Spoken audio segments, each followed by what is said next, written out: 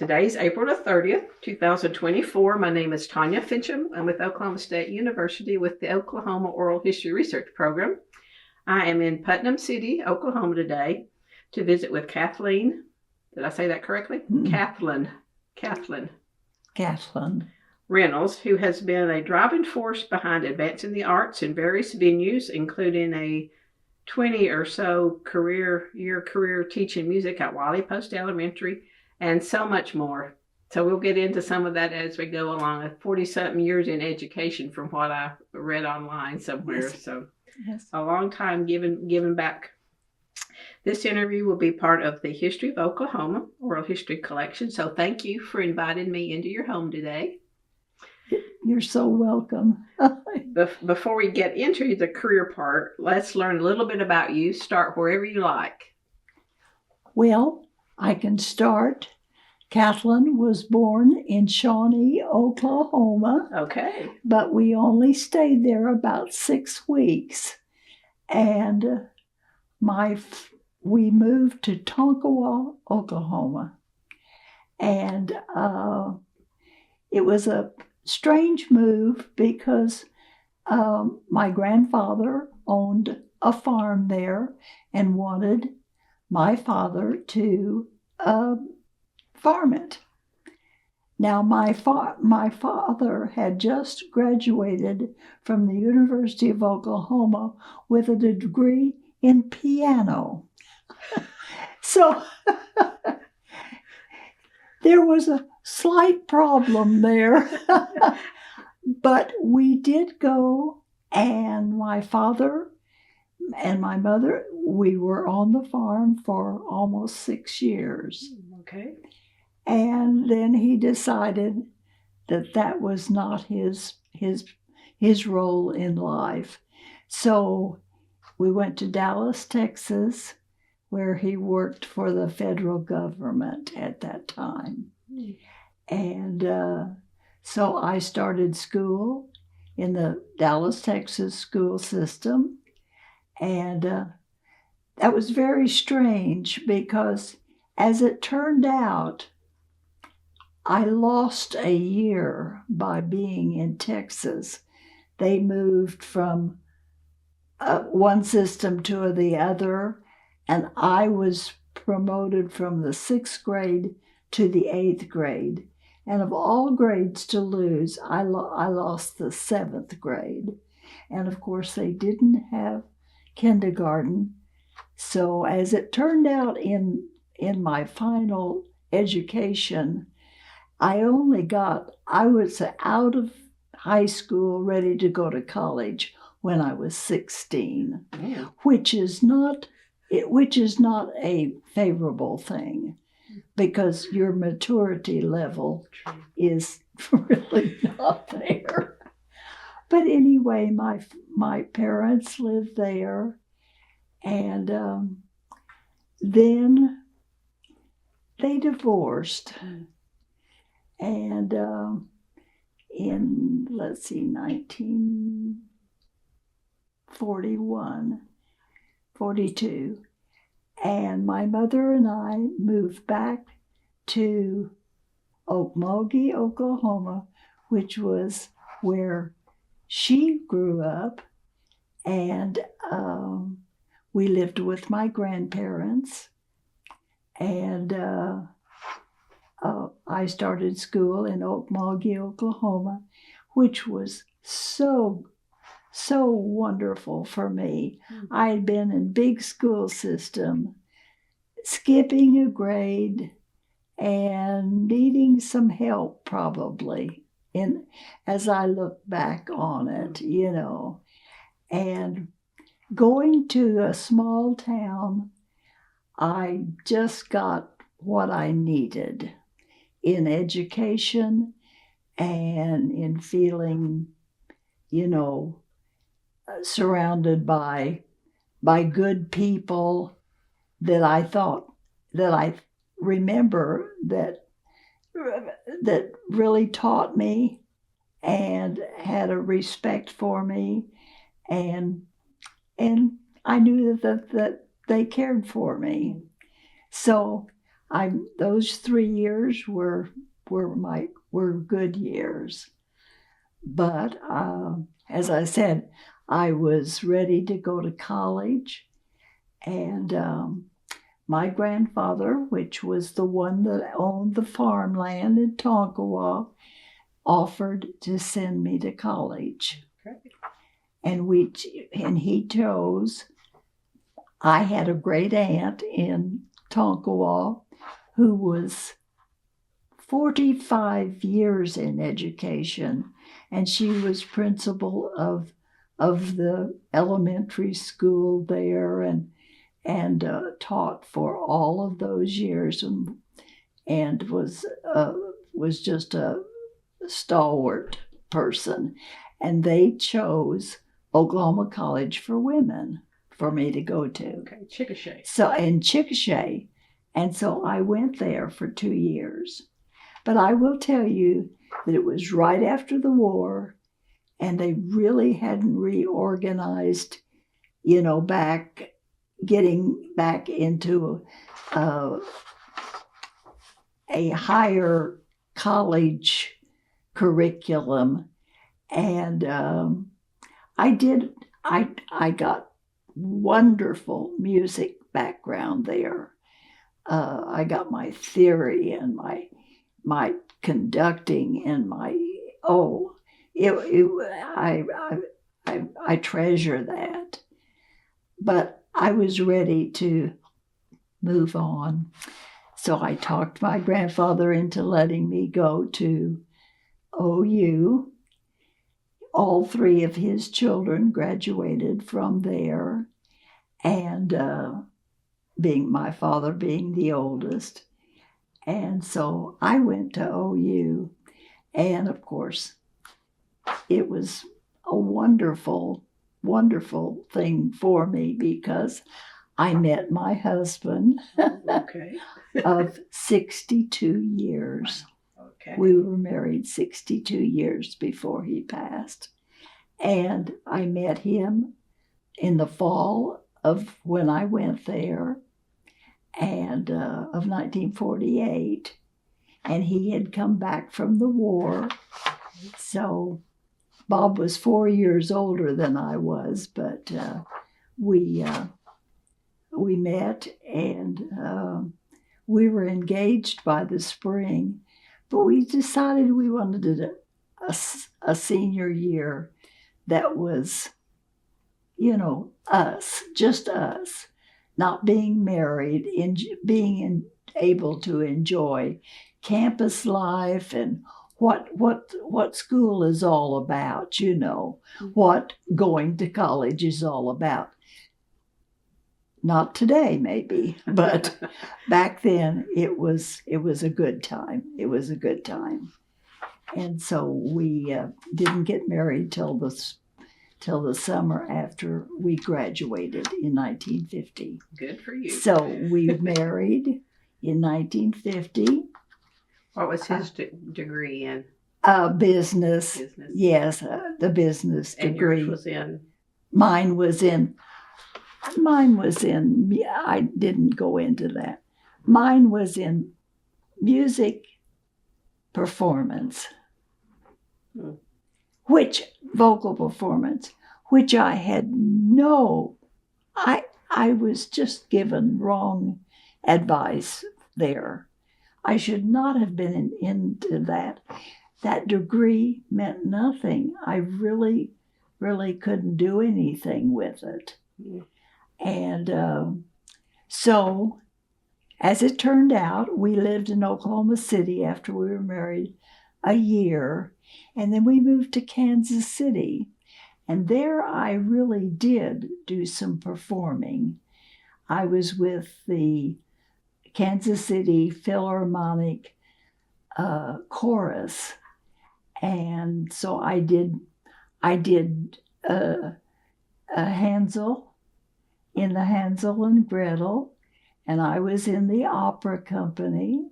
Wow. So I did some good singing then, and also took from the Conservatory of Music at that time. It's I've forgotten what it's, you know, it's not entitled that. It's in a university.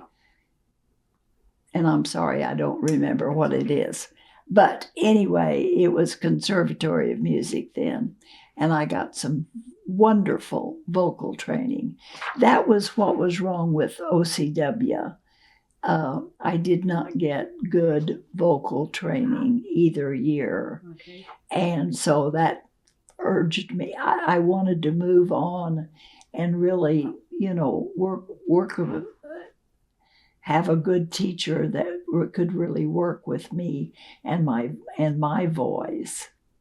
But anyway, Bob and I moved there and were there 4 years. And our daughter was born. And actually, though, she was born here in Oklahoma City. But we lived in Kansas City 4 years. Then we moved back, and I became an Oklahoma City volunteer. I really did. And by then, we had Jeff, our son. Okay. So I have Denise, Lynn, our daughter, and then Jeffrey Allen. And I worked with them and was just a good mother doing things with them.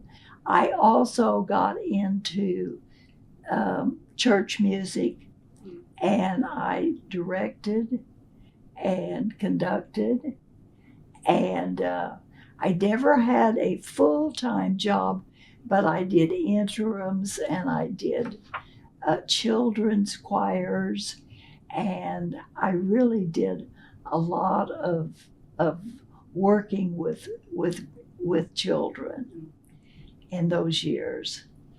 And but by the time my daughter was starting high school, I was being urged by all of my friends, and I think the Lord had, excuse me. That's okay. I think I was being pushed to do something else with my life. And I went back to the University of Oklahoma and got my music ed degree. And it took me a long time because I was student teaching as I was taking classes, education classes. It was a very hard year, but I did it. And the next year, I was hired in Putnam City, and I have done all of my teaching, which is around 24, around 35 years with the district, okay, as it all turned out. And I became an elementary music teacher. That was my chosen level. I wanted to work with young children. Something in my head was telling me, and there were things going on that I wanted to do, and I envisioned doing them with children, and I had not had the opportunity other than in church, which is not all the time, So, am I making this way too long? Oh, no, you're doing great. Absolutely great. Okay. Well, I had just written my bio for Oklahoma County retired educators, so I'm remembering my chronological. That's fine. It works for me. Yes, making it work. So you started teaching in 1970? No, I started teaching in 1968. 68, okay. 68. And if I will tell you, if I had the first year, if the first year was going to be my whole career, I would have stopped teaching right then. It was a very hard year. How so? I will tell you. I was hired to teach Central Elementary, second and third grades. Now we had up to 11 and 12 grades in each one. So I saw those and taught those. My problem was they put me in the basement of the old junior high. I was not in the building with my children. So that room was harassed by those junior high kids. Oh, I couldn't tell you on camera what some of the things they did. And when we walked into the room, it was the worst looking room I have ever seen in my life. So my family, we found some paint in the junior high, and they let us have it. So the four of us went up and painted that room, and I got new curtains. They gave me $25 to set up my music. I spent most of it on the room. And the bulletin boards were all busted, and so I put red cloth up there and to cover it, so it made some color in the room. And when we got through, Bob says, "And this is teaching?" And I did. I had a hard time because they had to walk over. And it happened that I quit teaching at 2. Oh, it was early. Like I was through at 2:20 or 2:30 or something like that in the afternoon. And first grade was in a separate building from the second and third. So I offered 20 minutes of music to all the first grades, and I believe there were 13 grades. And I walked over with my OOHRP, and if it was bad weather, I went through the building, the second, third grade building, to get to the first grade building. And I started the music in the first grades. They had never had music before. And it was just literally, no, I did I started teaching them with some Kodai. But I basically took my OOHRP and we sang. It was basically just bringing them in to music through singing. But I did start some other things.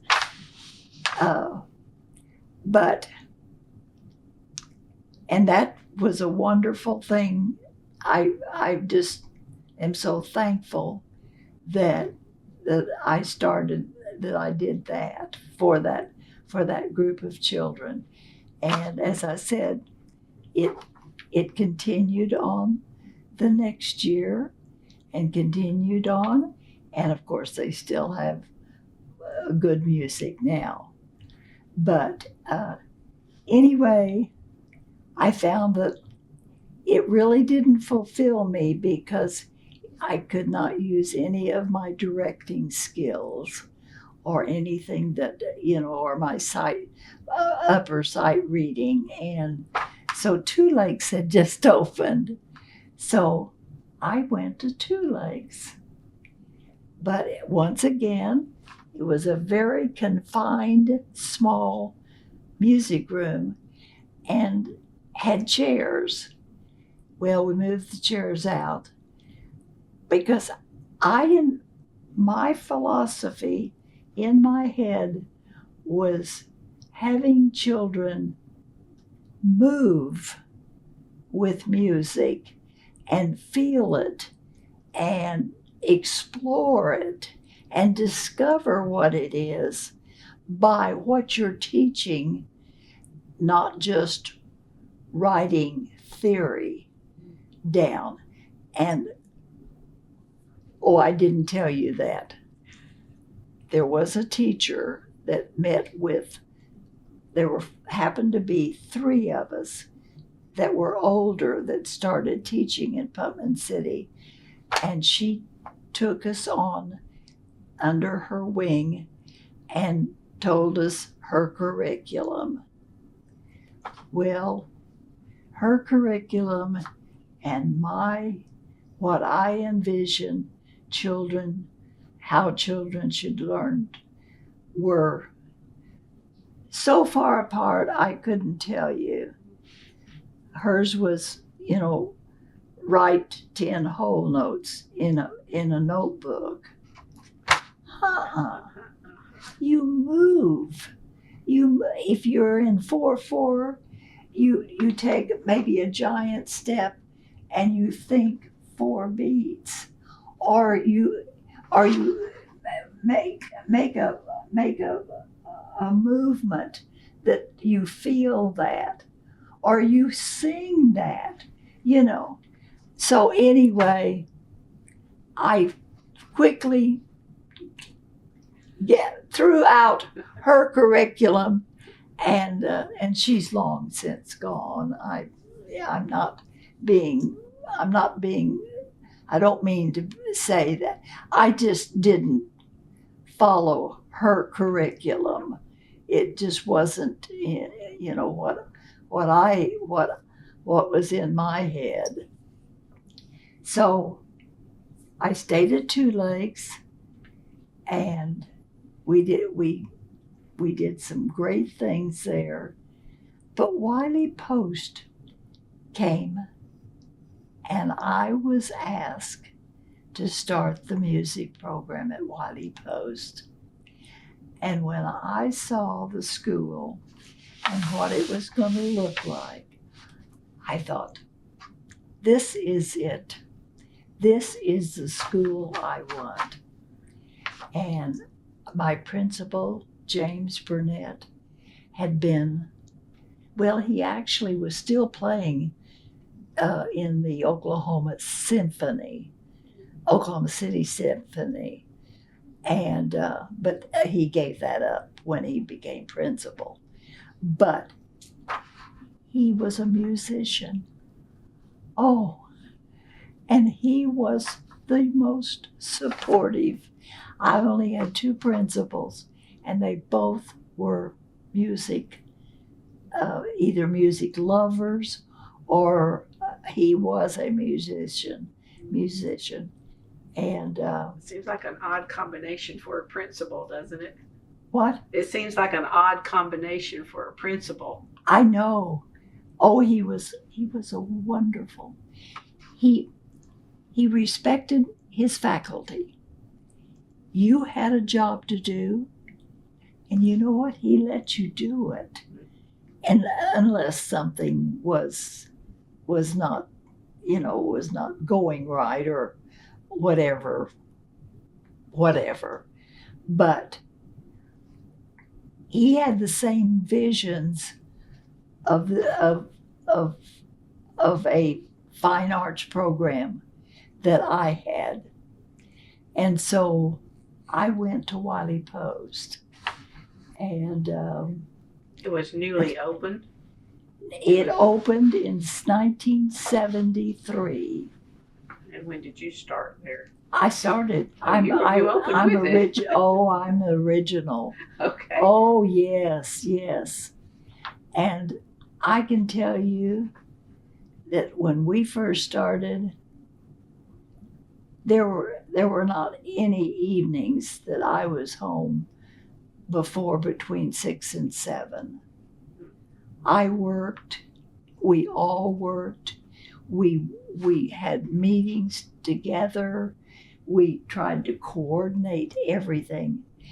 And then it was the next year or so that we were asked to be an arts and ed school. But what I want to tell you first is, and you did take a picture of this. We will. This is the media center of Wiley Post. And there are 3 sets of stairways. This one is 1st and 2nd grade. These are the 3rd and 4th grade areas. And over here is the 5th and 6th grade area. Now, the first thing we envisioned was singing together in the morning. Each morning, gathering in this area and singing. And that's when we started Early Beat. Okay. And we had upwards to 950 students, and then, or about a little over 900 to begin with. And then we had a faculty of, maybe 60, I don't remember exactly. And then every morning, everybody came. Everybody, the people in the kitchen came in, the secretaries, everything stopped for between 15 and 20 minutes, and we called it Early Beat. And it was so funny because I had a piano that needed to be in there to lead us to play. And I had a record player, a simple record player with 2 little amplifiers. But I chose 10 children that were my helpers. They rolled every morning. They rolled the piano from my room down the hallway into the media center and set up. Then they rolled the record player, and they rolled all of that down, and we set up everything, and they helped me each and every morning. And then I would put a record on, and everybody would start singing, and they would come down the three stairways here, and they would fill this area. And I don't know hardly of a morning that we didn't have somebody like you, a grandparent, somebody that was wanting to see what we were doing. And we did Early Beat 5 mornings a week for at least 17 years. Wow. But we did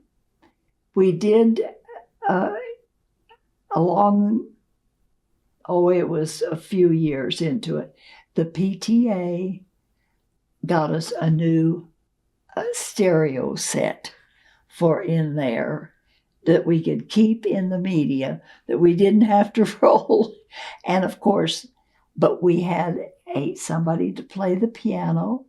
Now, I could play certain things, but some of them I needed to be leading, And so I tried to pick out songs about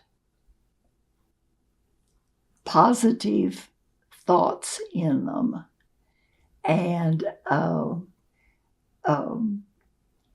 one of our favorites was the Carpenters on top of the world. Okay, I know that one. I'm on the top of the world. Oh, and even our kindergarten, whom I didn't get to teach all the time, they came in every morning. And I would pick up a song. We would come in. We always had a Pledge of Allegiance, and we always had a patriotic song. So my kids knew patriotic songs. I didn't start the Star Spangled Banner till a little later in the year because I had to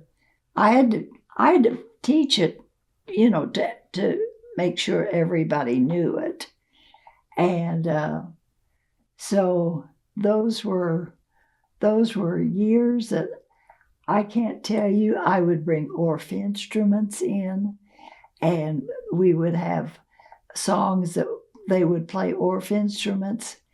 I had children that were in the band that were good enough in the 6th grade back then to play my one little Mary played the flute. And when we used to do sing a song, sing out loud, and she would do the little flute part on sing. I had a wonderful little 6th grade trumpeter, and we had some strings, and then through our arts and education program, we would have, well, the one I will tell you about is the 3rd grades always had their units on dinosaurs. Well, of course, there's some good songs about dinosaurs, and so I would teach and I taught everybody, but particularly the 3rd grade, and then I would put the risers up and let them all stand on the risers and let them lead and sing all of their songs and talk about their dinosaurs. And we had speakers that came up. And so we made a little mini program out of, and the kids would just love things like that. And I think that's a lot of work if it's something new every day for you. It's something, yes, and I tried to do. The teacher said, why do we have to sing the same song coming in, going out for a week? And I said, because that's how our kindergarten and that's how our 6th grade learn music, is through repetition. And I said, I know you may think, but believe me, I think it works. And I stuck with that, and we did it. If I chose Top of the World, we did it Monday through Friday, and coming in, and then we would sing going back to class. And I found songs about values. Somebody came up to me, I bet it was about 2 years ago, and said, my favorite song was, and I don't even remember what it was about, but it was one of those value songs.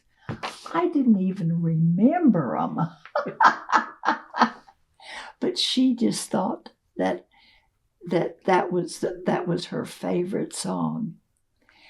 And I had 6th grade boys that sometimes would, stand like this. And then they would come back, those same boys, 2 years later and said, Ms. Reynolds, best part about Wiley Post, it was early beat. And they hadn't been good participants sometimes when they didn't feel like it. But that was their favorite thing, they said. So anyway, we became this wonderful arts and education school. And I read not too long ago in one of my, I keep records. I have a cabinet out there full of Wiley Post early day things. This is one I found. I just went out and just looked for just a minute and found this picture. But anyway, we were one of 5 schools chosen. Within, I think, 3 years, something like that, we were the only arts and ed school left of the original 5. But we took it as a way of that we wanted to incorporate all the arts into learning, because it has been proven that it enhances the learning of a child. And so that's why we stuck with it. And we worked hard. And of course, we started getting people coming. We got a lot of movement people, drama people from the Arts Council, and that were qualified, and they would stay 5 and 6 weeks. And every child could participate in some way. And of course, many of those I took to Early Beat. You know, we had, I'm sorry, my memory. The artist that paints with a toothbrush, Greg Burns. Thank you. I got it. Greg Burns. I invited him to come and do a painting in Early Beat. And I said, we'll sing in between, and you can be painting. I moved the kids back and put him out in there, and he paints with the brush with his teeth, and the kids just had a ball that morning because they saw him paint, and we did I don't remember how we gave away his little. It was just a watercolor. Gave it away, but we gave it away, and I think a second grader or somebody got it that day. But those were the things that we incorporated, and then we would let all the school be involved. Now, the other thing that I did when we opened Wiley, we went, of course, in August, whenever we went back. And I was thinking ahead, and I thought, we've got to have a Christmas program. But I can't just use one level right now. I'm going to use every level. Every level is going to have a Christmas program. And the way Wiley was, the architectural design is, we called them pods, and they were rectangle areas. And first was on over here, and it was the lower level, and then second grade was the upper level, because there were 2 levels. Third the same way, fourth, fifth, and sixth. Okay. And so what I did was I took a Monday, Tuesday, and a Thursday of, I think, the first week in December, or the second week. I had to do it early. And we used the stairways of each of the levels. And on Monday, first and second grades were on the stairways. And then, of course, the rail was up above so I could put children out here, and then I could put children on the lower level out just a little bit. And so I got everybody. They had a Christmas program. Then on Tuesday, 3rd and 4th grade, we did the same thing, used the stairway. They had a Christmas program. And then I did the same thing with 5th and 6th on Thursday, and they had a program. And I wanted some levity in it, and I was able to sing carols. We sang Christmas carols, which I know they may not do today, but we did some, and I lost my train of thought. I know you'll take this out. No, you're doing great. What was I going to say?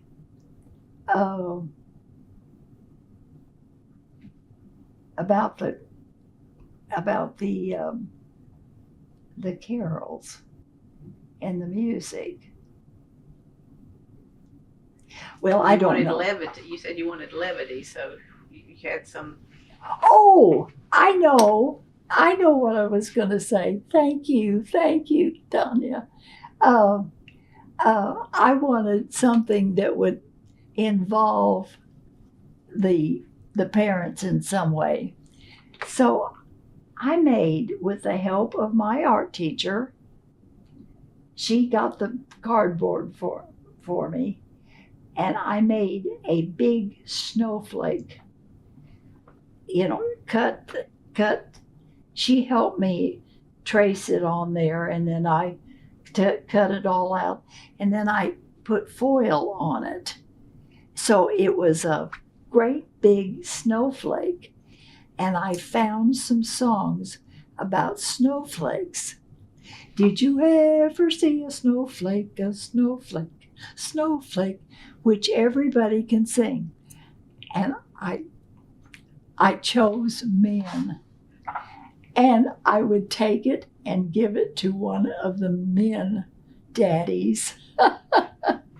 And I said, now you have to do the dance of the snowflake. I have had more men come up and say, you know what I was a snowflake. And the kids would just absolutely love it.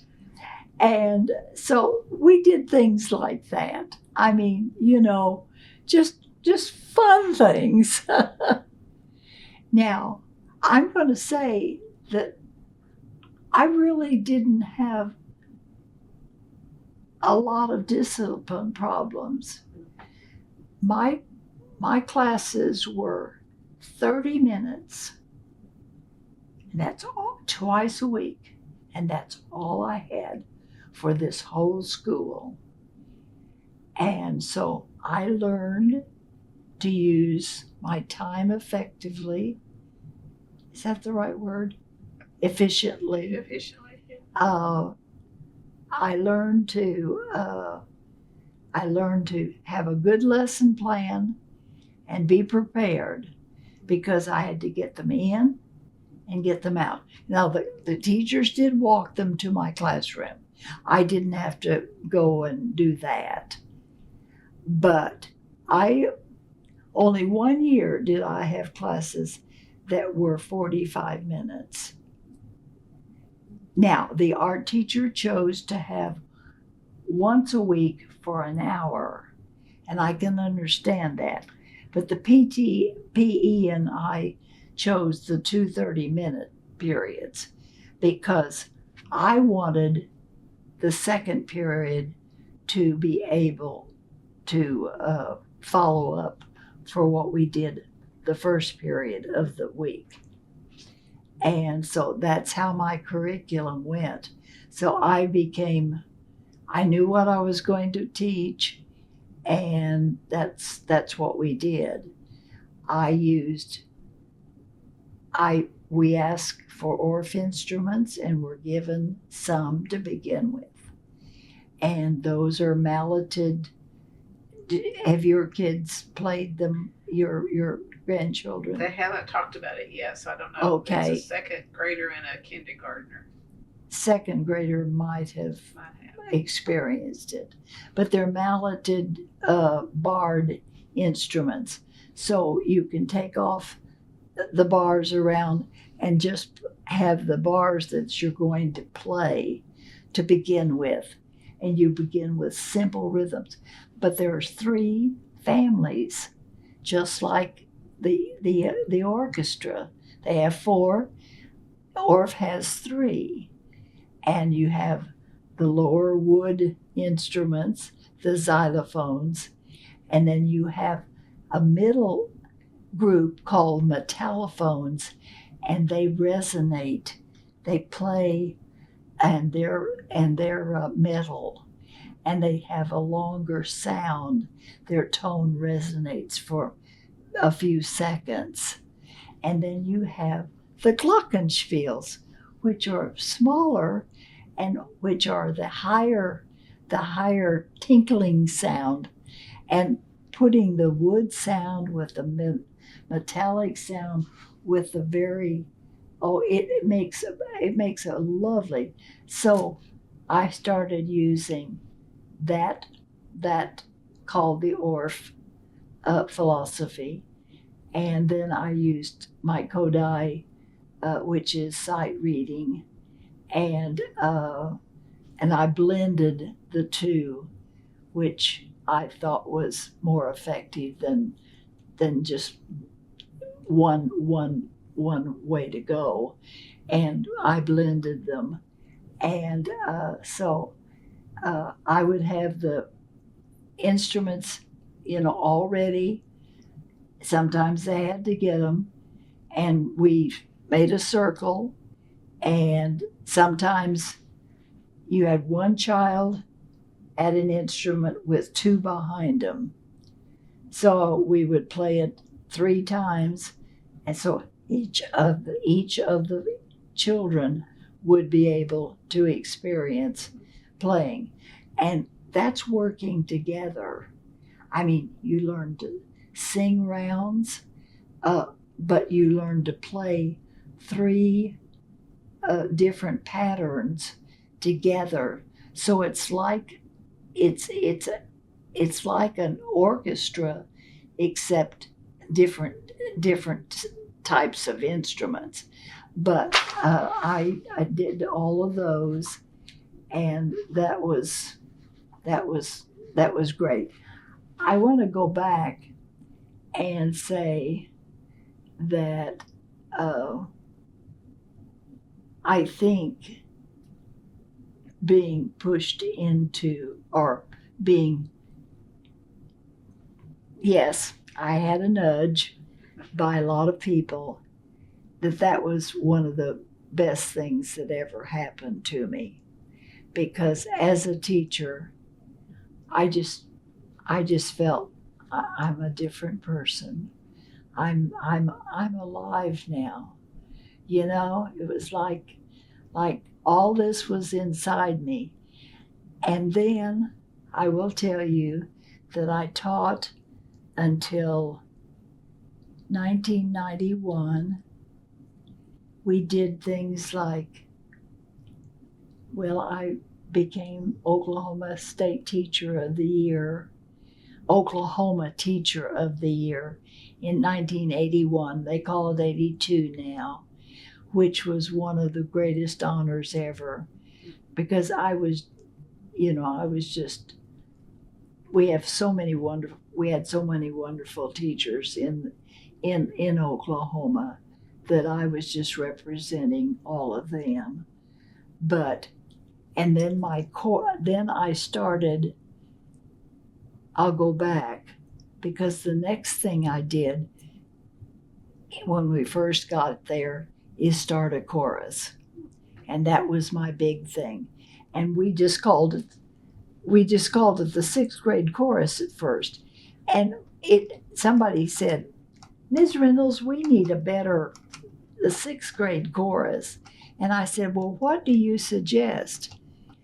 And this class, they started talking, and somebody said, well, we have the Blue Angels as our, what's the word I'm trying to find? As our, The mascot, but that's not what you're thinking. well, yes, Mascot. but it's like that. Yes, like that. Why don't we just call it the Singing Blue Angels? Wiley Post Singing Blue Angels. And that's what we were. And I took as many children as I could. Now, we had approximately 130 or 40 fifth and sixth graders at that time. And so I had to have auditions, but I took as many as I could, anywhere between 80. I tried to get 80, 85, because my room could do it. My room, the way I had it set up, is I had risers, and they were there always with carpet squares for them to sit on, because those risers are a little uncomfortable. But the risers, the squares were there to sit on. But if we wanted to stand up and do a song or do a movement or do a something, then we could just stand up. And so I had the whole room to move. And I had one area for Orff instruments, one area for rhythm and percussion instruments, and then I had the piano, and then I had I could do, maybe have the children be in 4 different areas, and each of them doing something different, and they could rotate so they could experience doing all of it. But what the Singing Blue Angels started doing is, I thought, okay, I'm going to give these kids an opportunity to sing, not just once a year here at the school. So I started, we sang the Arts Festival every year that we were the Singing Blue Angels. Every year we went down there. We sang at the Wiley Post Airport out here. Wiley's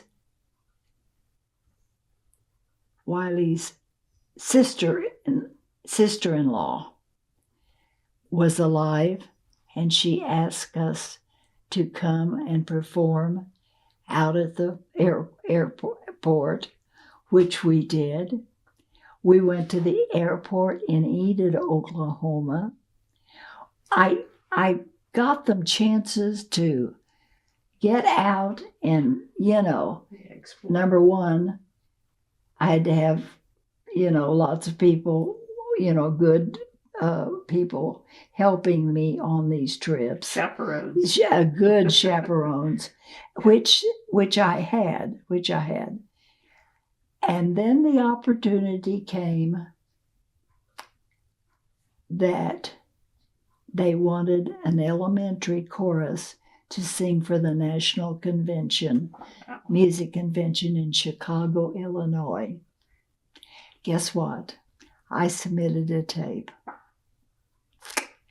And I used at least 3 years of different choruses. And they chose us. Wow. We had to raise money 1 year. So we did everything. That whole school came together. The PTA came together. We had garage sales in the school. We had, auction sales, or like a garage sale. We had an extra performance, and people gave to that. We had a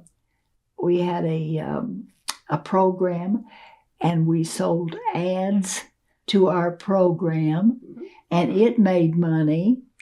We did, I can't tell you all the things that we did to make money. And we we made that trip. We left on a Thursday and came back on a Saturday night. And we made that trip for about $8,000. On a bus. On a bus. We had 2 buses or 3. I don't remember. Buses plural, but we had our principal, Mr. Burnett. We had teachers. We had a nurse.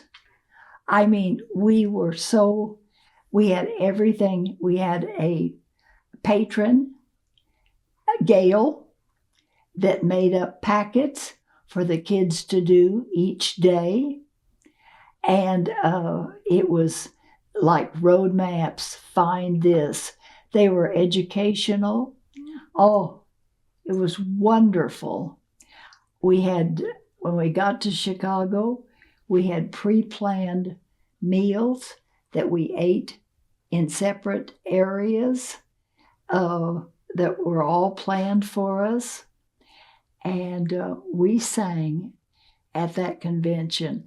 And I took 400 programs. We ran out. There must have been close to 1,000 people that were listening to us. There were so many people in there, I can't tell you. And I took a guitarist. We played handbells, and we played Orff instruments on that concert. All of those we transported and we used. And it was that lady that accompanied me for about 8 or 10 years that wrote the accompaniment of the school song, Wiley Post is Flying High. And another teacher gave me some words, but when I wrote the melody and Sue wrote the accompaniment, many of the words didn't fit, so we had to, and then we put what I call a bridge in there, or a B section. Oh, if anybody out there would recognize that. It was an AABA song. And anyway, we had to rewrite that whole thing. So I give credit to at least 2 other people that wrote, but I think the melody was in my head, and then the accompaniment, and then helping with some of the lyrics. So that's how that. But that Chicago trip, those kids are now close to, well, let's see, they're close to 60 now. It would have been, 12-ish at the time? Yes, they were 6th graders. It was 1979. It was 1979. And by the way, during all those teaching years, I became a state clinician. I was at OSU. Well, one time they used me, and it was like everybody needed, what do you call it, not a point, but a CEU, continuing ed? Yes, and everybody needed to take one course that got 1 credit. And guess what? I don't remember, it was 70 or 80 people in there for that workshop. And I did it by myself. I had a lot of help from, was it Karen? Oh, I'm so sorry. I have forgotten her name that brought me down that brought me to OSU and gave me that big task, but she helped so much. But it was a wonderful thing. But I've been to Weatherford, I've been to Durant, I've been to Tahlequah. I did workshops. OBU, I was there a couple of times. Would they just be on your philosophy or how you ran Absolutely, a program? and I would teach them different things, and we would all be involved. Would singing be involved? Singing? Oh my goodness, yes. Singing was that's the first thing that you need to be able to hear that and be able to produce those sounds. And so that's where it all starts. And of course starts, with a very young child to learn to sing the right pitches. And that's what my philosophy was. But we did all kinds of things. We sang. Oh my goodness, yes, tons. But that was so much fun to be able. Nowadays they bring in the big names, but they were using. They were considered an expert. They were using people like me, local. Well, you were proven. You had a proven record. They were good workshops. And some of them were 4 days long, so you had a lot of material to teach. What is the one at Durant? Southeastern, maybe. It's down in Durant. It wouldn't be Eastern. That would be over by Tahlequah. Southeastern, though, isn't it? I don't know. I was at Southwest, which was Weatherford. Yes. And I was there a couple of times. But anyway, those were wonderful things that helped me because I had to work at it to put it together. And so I was learning all the time, because I didn't do the same thing all the time. Where would you get your ideas? My head. Head. That's amazing. So. Yes. Well, of course, I went to a lot of workshops myself, so I got ideas. You get things when you go to state convention. That's true. You get ideas. You hear a chorus that sings this wonderful 2-part song, and you go order it. I mean, because you didn't think of it, you got the idea. And so I went to a lot of workshops myself. When the big names came to the state, I went to their workshop because I learned from them, And yes, you take ideas from them too.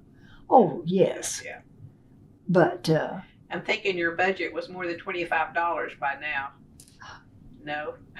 For a long time, elementary didn't get anything. Elementary in Putnam City did not get it. All went to the band and the strings. So you had to fund it yourself or find resources? PTA was a good resource. Okay. PTA was a good resource. And when I had a chorus of 80, I could only order about 40. So they had to look on. I mean, that's just the way. We couldn't afford it. And now, my goodness, it's so expensive now.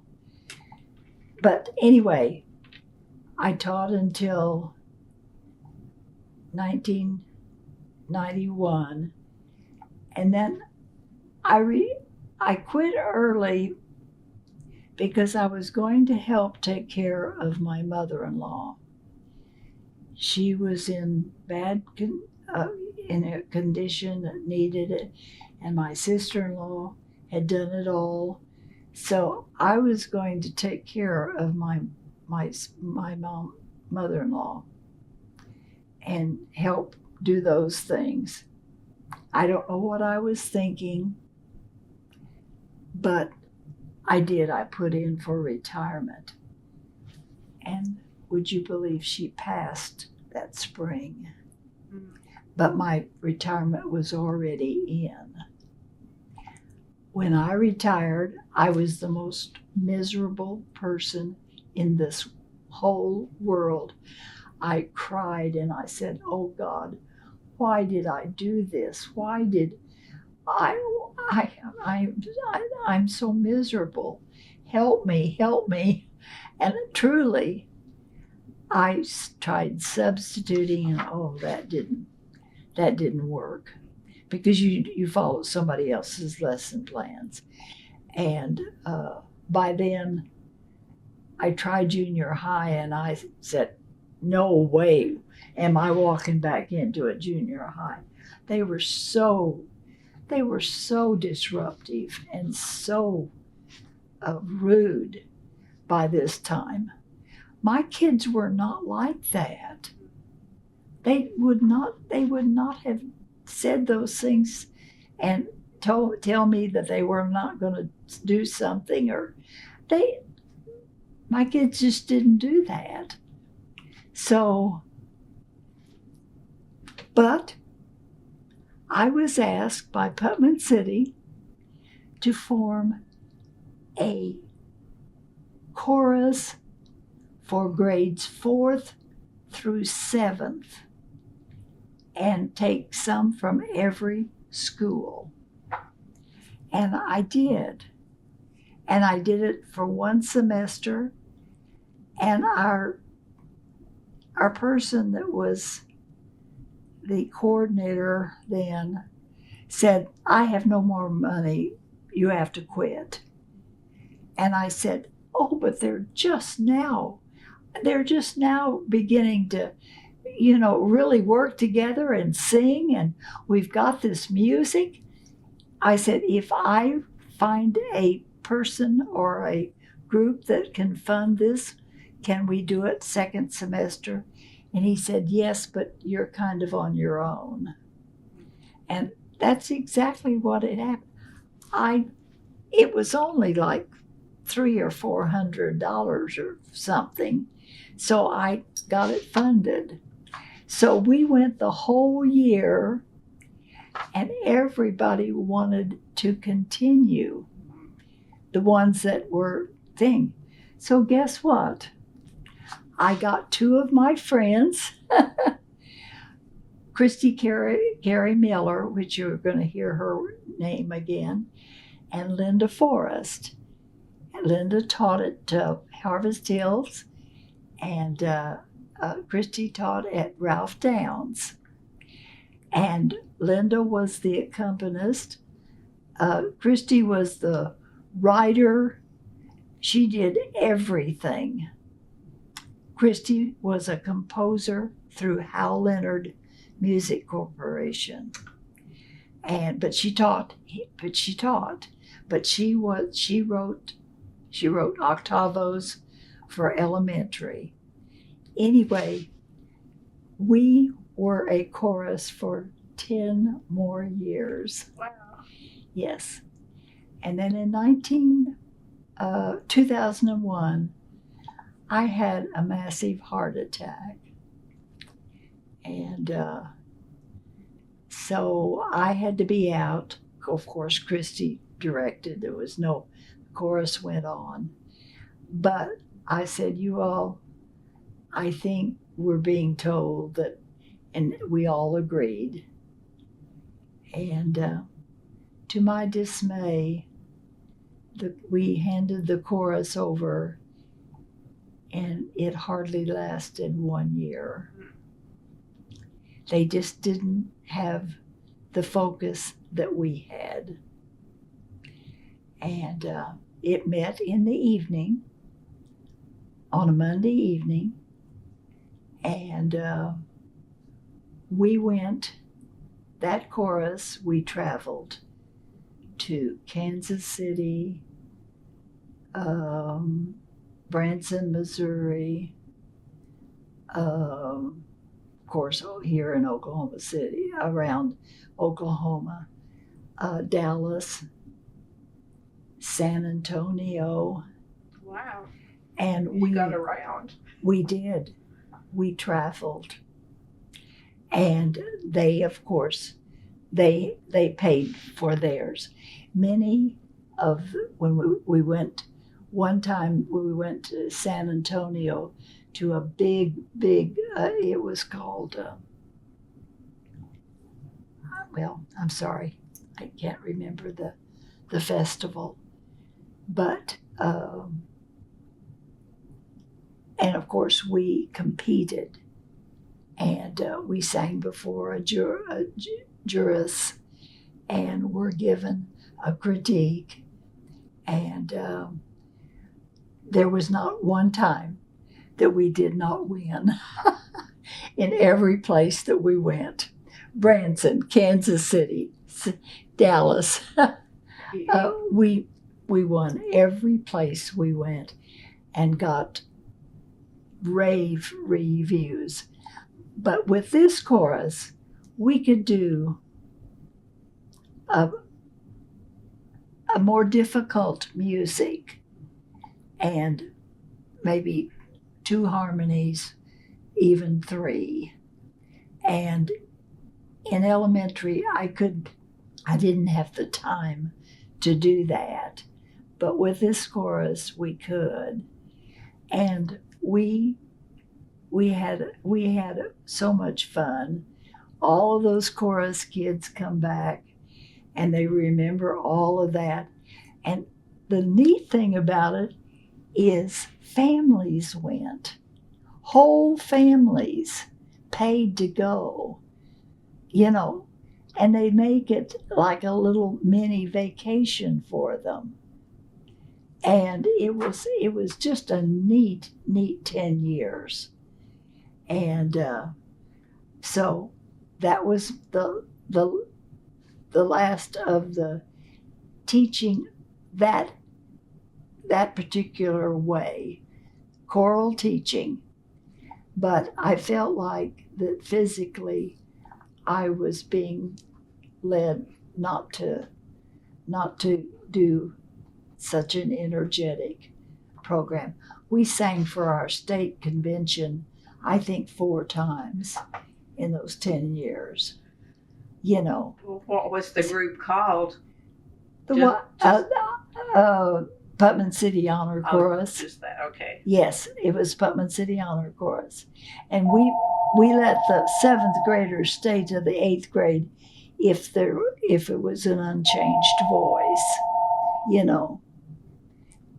And even some of the boys faked it because they wanted to stay in so bad. But anyway, those were wonderful years. We taught a lot of good repertoire. More difficult, harder to read. They learned how to read. They learned how to count. It was such a good learning, and it was definitely a choral experience. Okay. Choral. Now we used handbells, and we used OOHRP instruments, like at the convention, and we brought those in sometimes. But basically, it was choral, and we sang all over this state. I mean, we sang in so many fun places. Did you have a favorite song that you would have them do? Oh, absolutely not. Not? Oh, no. We got 9 or 10 new pieces every year. They paid a little fee to be in this chorus. I believe it was $75 for the year. And we used that money to buy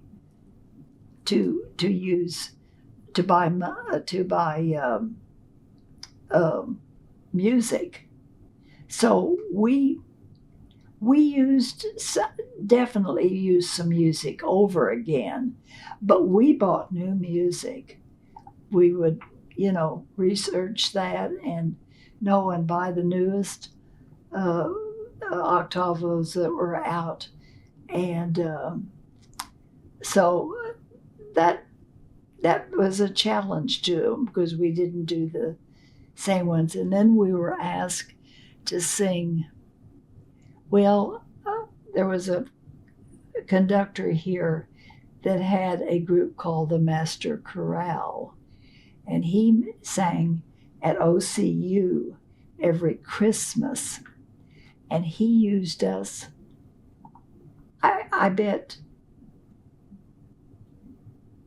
6 or 7 times out of the 10 years that we sang at OCU Chapel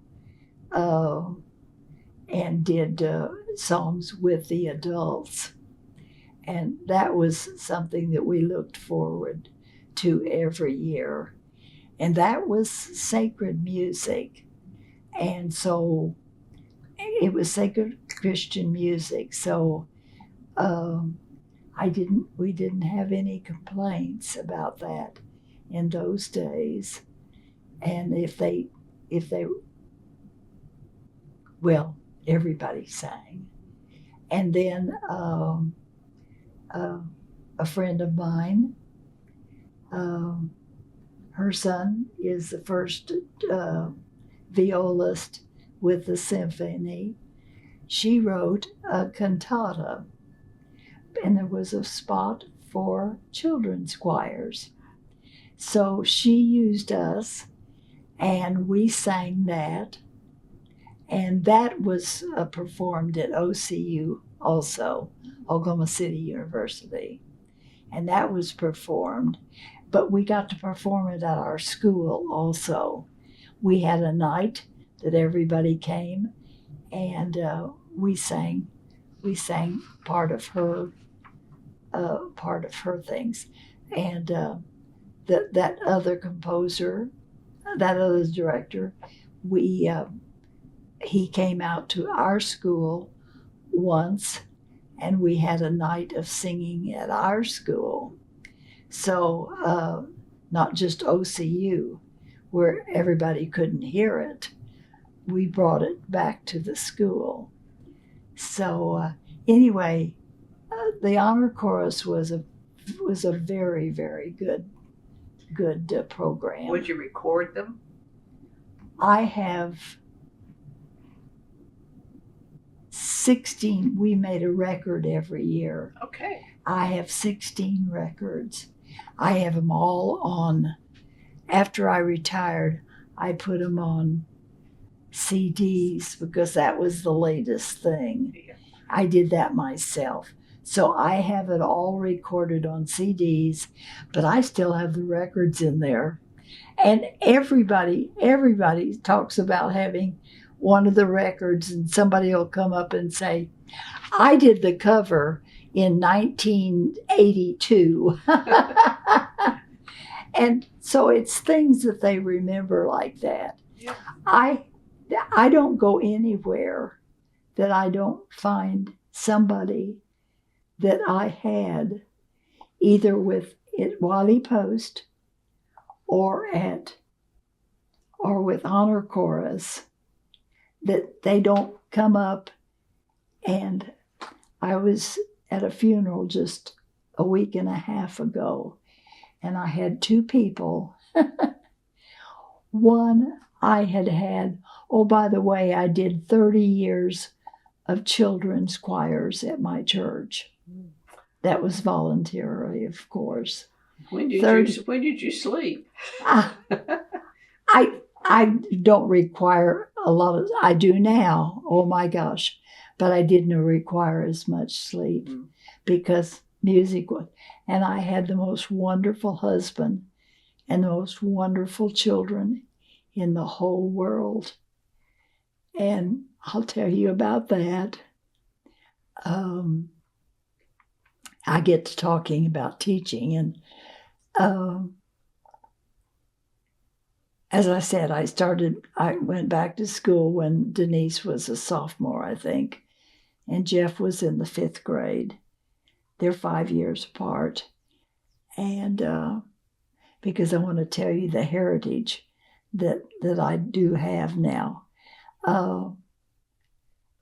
Bob was a petroleum landman, so he traveled all the time. So he left on Monday and came in on Friday. So I was free to, stay at school till 8 o'clock to work on that's when I worked on my programs that I would give to the schools, to the different universities, workshops. I worked on them in the evening, and I stayed up at school and could work on them there. And the custodian would walk me out to my car at 9 o'clock at night. He said, "Ms. Reynolds, it's time for you to go home." But anyway, we had a wonderful family, a wonderful life. Of course, there's problems, that like all families have. But, as I said, Bob and I had 62 years together. My daughter started to school when she graduated from John Marshall in 1971, and she went into education. Okay. So she got her education at OU. Jeff was 5 years later, and he chose OSU, and he got a hotel and restaurant management degree at OSU. But he had 3 years up there and loved it. So we were a divided family then. And but Denise was already out, yes. But she married. What did she teach, though? What was her? 5th grade. But music or something? Oh no. It would have been everything. She taught 5th grade. 5th grade, so. Yes. Yeah. And science, she's always taught science. And back then, telling you about what we were able to do in Putnam City, she had the science club. They went to Houston, they went to Florida, and they went to Washington, D.C. That club, to go to all the places, that you could visit for what they were studying at that time, and all the centers and everything, and why those kids remember those things too. Mm-hmm. Oh my gosh, and they don't do that, of course, now. Number one, it's too expensive, and number two, it's hard to travel with that many kids now. No, her group was not that big, but she did all of that for her science club, and so she taught She taught. Well, I'll finish my story about my daughter. Okay. Honey, she is still teaching. Oh, she is, okay. She's in her 48th year. She retired from public education, and 6 days later she started at Christ the King private school here in Oklahoma City. And she is still teaching. And I think she's gonna hit 50 years of teaching. And then she had 2 daughters and a son. Guess what? Her second daughter, Jessica, is teaching at 2 Lakes right now. And she just got her certification to be a counselor. And so next year she's going to try to do some different things. And so, because she's been teaching, she taught 1st grade, and then she moved to 4th, and then they wanted her in third. But she's been at two legs most all the time.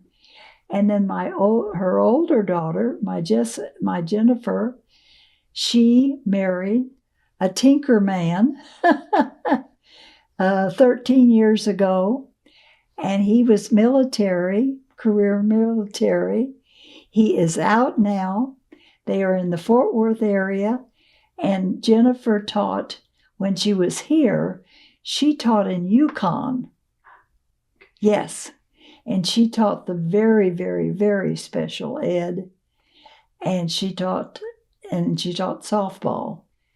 And the year she was at Yukon, they won the 6A state championship. And so Jennifer is now back teaching. So I have a daughter teaching, and I have two granddaughters teaching. So that's my wonderful legacy. Yes. Now, in the meantime, 14 years ago, I will tell you about my son. He had started a construction business, doing very, very well. But April the 22nd,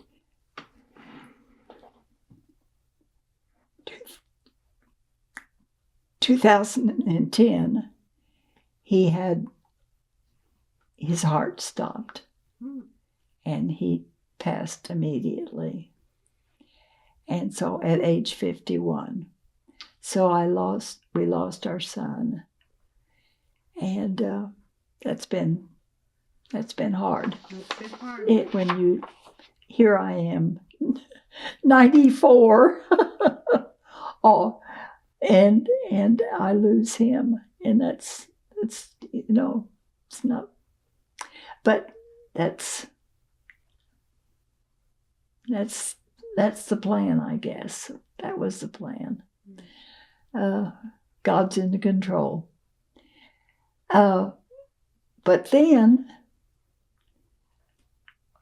honor chorus quit, and all of a sudden another door opened. So were you retired basically twice? Yes, I have. And now you're going for round 3. Okay. I'm going for round 3. Okay. But this is totally different. Okay. My friend, Christy Carey Miller, whom we did the honor chorus with, and she wrote so many of our songs. She wrote many of the songs that we did, and they were difficult. And but she was an employed writer for Hal Leonard Music. They came to her and said, "We want to start a new book, and the book will be for up to through the 6th grade, and it'll be called Music Express, and it'll have different columns in them about the different areas of elementary music. Like there's a Kodály column, and there's a sight reading, and there's an ear training, and there's just John Jacobson doing all of his choreography, and there's just contemporary songs that the kids would love today. But each booklet would have different songs in every one, and they were recorded, and so that it would be easily used by a director, maybe in a small school. I was asked. Christy came to me and said, "Kathlyn, I can't do this column by myself. Will you help me?" And we did a column for 20 years called Sing, Say, Dance, Play. And those are the philosophies of OOHRP. Singing, sing, say, speaking, rhythmic speaking, sing, say, dance, movement, play, and playing the instruments. The OOHRP instruments. So we started writing. Now, she was writing her music, her octavo music, but we were writing this one column. Now, she went on to, in later years, with Music Express.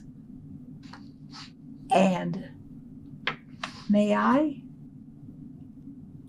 I forgot this. Tanya, can we stop for just a second? Sure. As I said, the music book was going to be called Music Express. Okay. And we did write for exactly 20 years.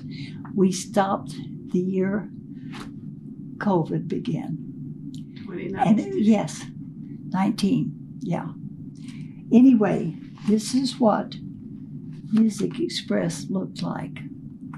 It was a whole booklet, and of course everything now is recorded and it's digital and it's everything. That's my friend from Dallas. That's mine. Yeah, do you want to get it? No. Continue on then. Was that rolling? Yeah. Oh, well, We'll you'll cut all that out. Yeah. All right. Music Express. And this is what the teacher got. This and they are each like here's a column. Oh, this is a listening column. And they have to follow some things and do some things. And then there is a column in here called Sing, Say, Dance, Play, which I just told you about. Now, this happens to be, I believe, a Christmas one, and we wrote Dancing Snowflakes. And it's a darling little melody that we just wrote, okay? Okay. And then here underneath are the orchestrations of it. The other thing we did, I would ask you to sing it, but you probably don't want to. you know what? I don't know that I could today. That's fine. That's okay. But the words are dancing snowflakes glisten in the air, lightly twirl around and around. Dancing snowflakes sparkle everywhere, falling so gently to the ground. Anyway, then we wrote another one, There's Magic in the Air. And these are just melodies that we wrote and then put the orchestration underneath. Now, to write, and then this is the lesson plan, telling the teacher exactly what to do. Exactly. I mean, they don't have to worry about anything. Now, ours are not recorded because we don't have singing or instruments below us, other than the OOHRP, but they don't record that. Anyway, that's just an example. So, Now there's a booklet that the children get. would you do one of these a year, or how often would you produce? Oh, there are 6 of these 6. Okay. yes. There's an August, September, October, November, December by itself, January, February, March and April, May and June. For 10 know, years. You did 6 a year for 10 years? 6 a year for 10 My years. Now, we used American folk music. Lots of it. And the children got this booklet, this whole booklet here. Here's a John Williams. Oh, they must love this one. Maestro of the Movies. and it talks about all of John Williams. You know, he does such Harry a gorgeous. Potter and Oh Indiana yeah, Jones. everything. Oh my goodness. Yes. You know, and then there's just new different songs than we wrote, and all sorts of things in their booklet. Now, and then we have our music became so popular, and I do say that they took our column and made separate books for sale. This is one of the best ones, and everyone, they just took it out and put it in these books. I think this one has 24. Sing, Say, Dance, Play 1, Sing, Say, Dance, Play 2. It's still on the market. This one is out of print now, Okay. but it's the only one. All the others are in print. We have Ready, Set, Go, OOHRP, and OOHRP We Go. Now, all of these are in print. Okay. Oh, yes, they're still being sold. In the meantime, Christy and I also wrote a sacred cantata, The Little Donkey's Easter Journey. And then my favorite piece of music that we also wrote octavos like this. This one is my favorite piece of music ever. I tell you, it's so simple. It's so beautiful.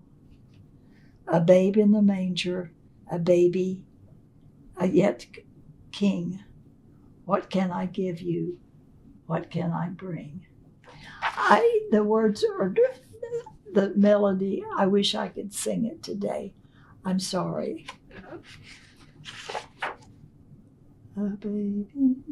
No, I can't. Okay. Yes. That's okay. Anyway, I wanted to show you that that's what I got into.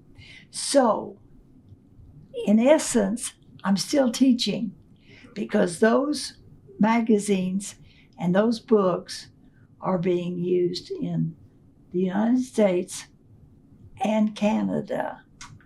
There was a lot of people, quite a few that in Canada. So all the ideas that Christy and I came up with, and I put everything that I had ever taught into one of these,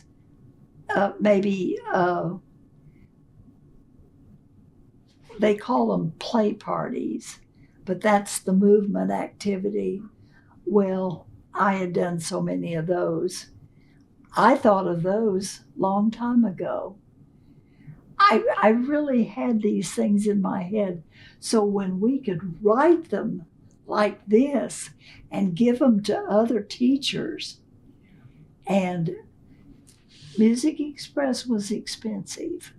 It most of the time had to come through the media center or the library funds, because in many schools, and that's the way they got it,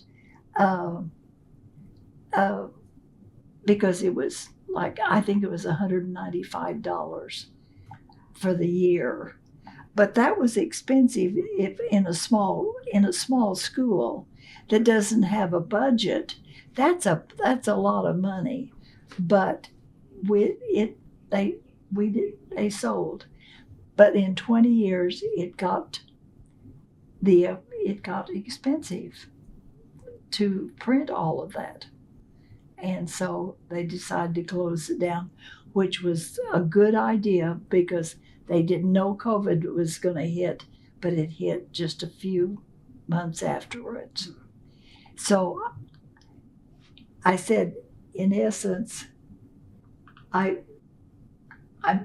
teaching, Christy and I are teaching, because we've got all of this material that if the teacher even took to, I have a teacher right now that has, I don't know how many of my books that she is using.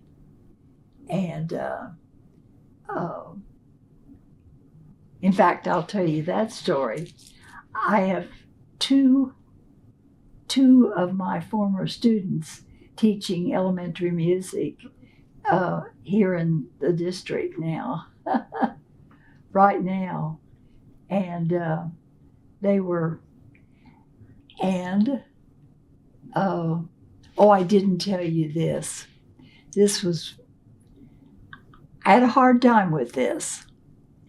I had almost 50 student teachers in my teaching years.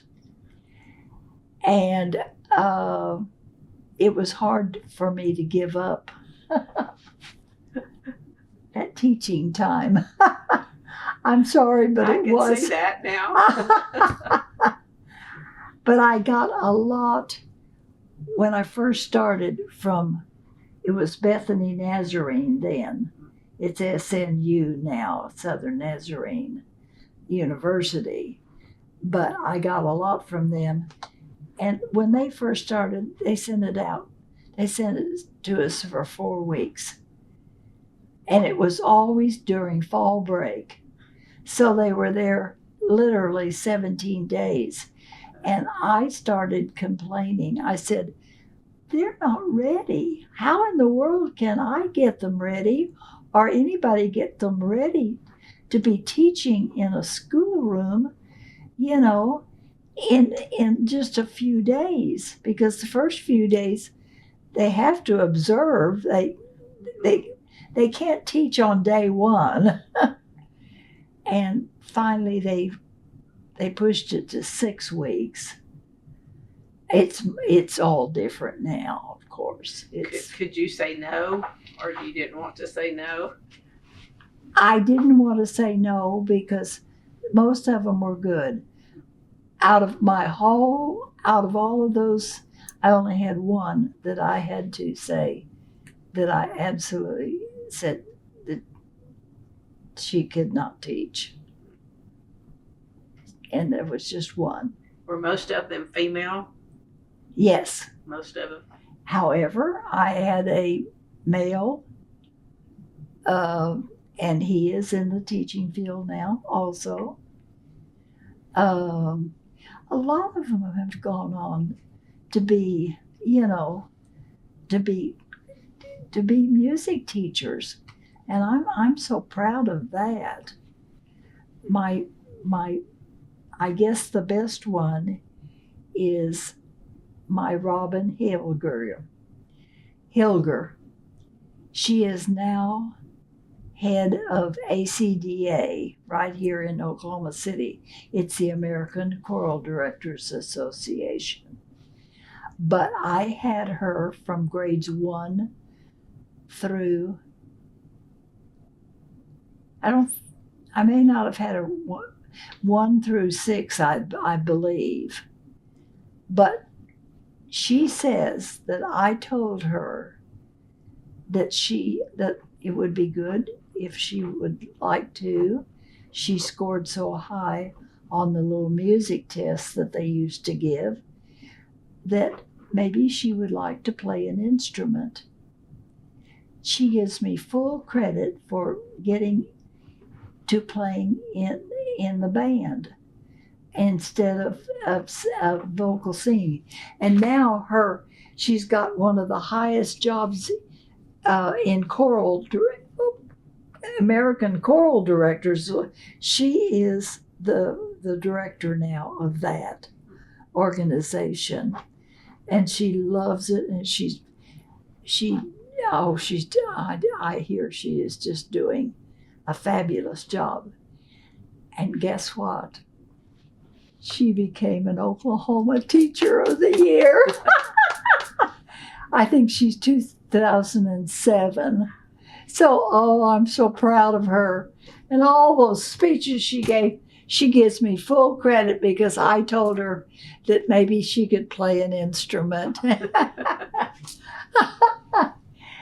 And so anyway, it's funny, how you touch lives. And You spread of the my teaching, you see, I don't have a high degree. I do not. I did not go back to school. I don't even have my master's. I have lots of hours, but I don't have I just never got it. I just think that what my gift is to relate to children and to give them a sense of what music can do for them and to them and how it enhances their lives and their self-confidence,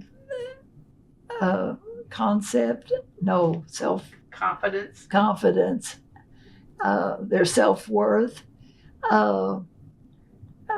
make them feel, that they're cared for.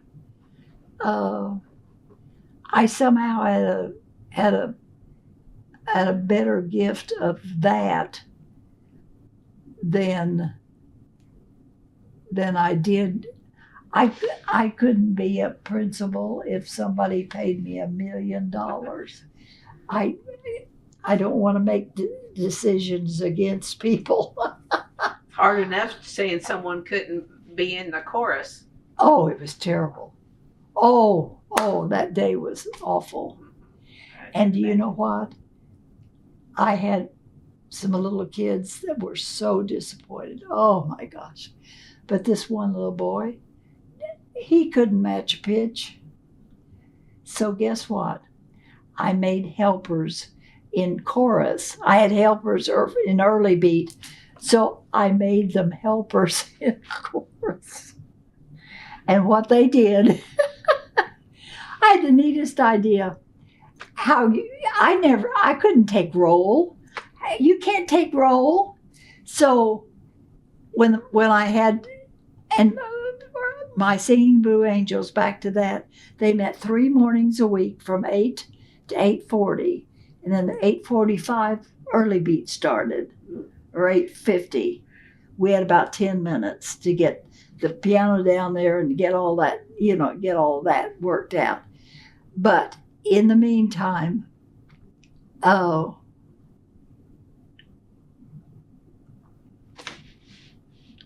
my train of thought left me. We'll have to edit this.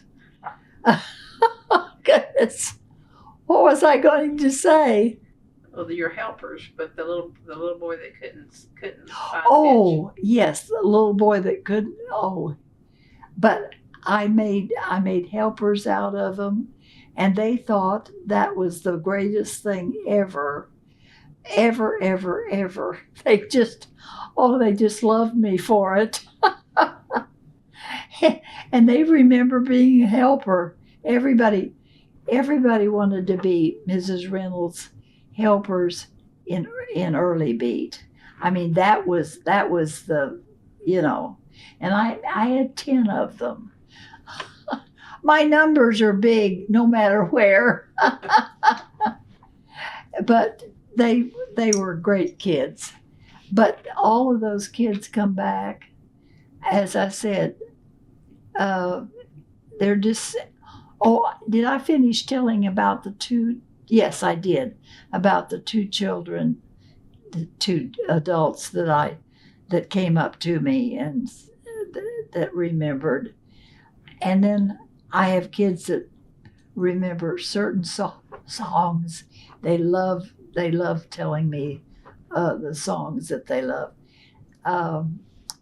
One of my church people, I asked her how old she was, and she was 62. And I had her all through Wiley Post. So I have children out there that are now grandmothers and grandfathers. But your reach is long. But the reach is there, and I think that was the gift that I had, that just to do all those things that make music fun. Yeah, it seems like you were able to spread joy. I did. To everyone, really. really. I haven't had anybody come up and say, oh, I just hated music. I have never had that, ever. They've always remembered something good. And that's not that I was the perfect teacher all the time. And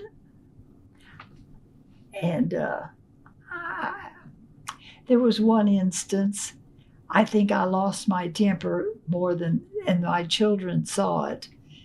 But somebody got pushed and landed wrong off of the top riser and almost got hurt.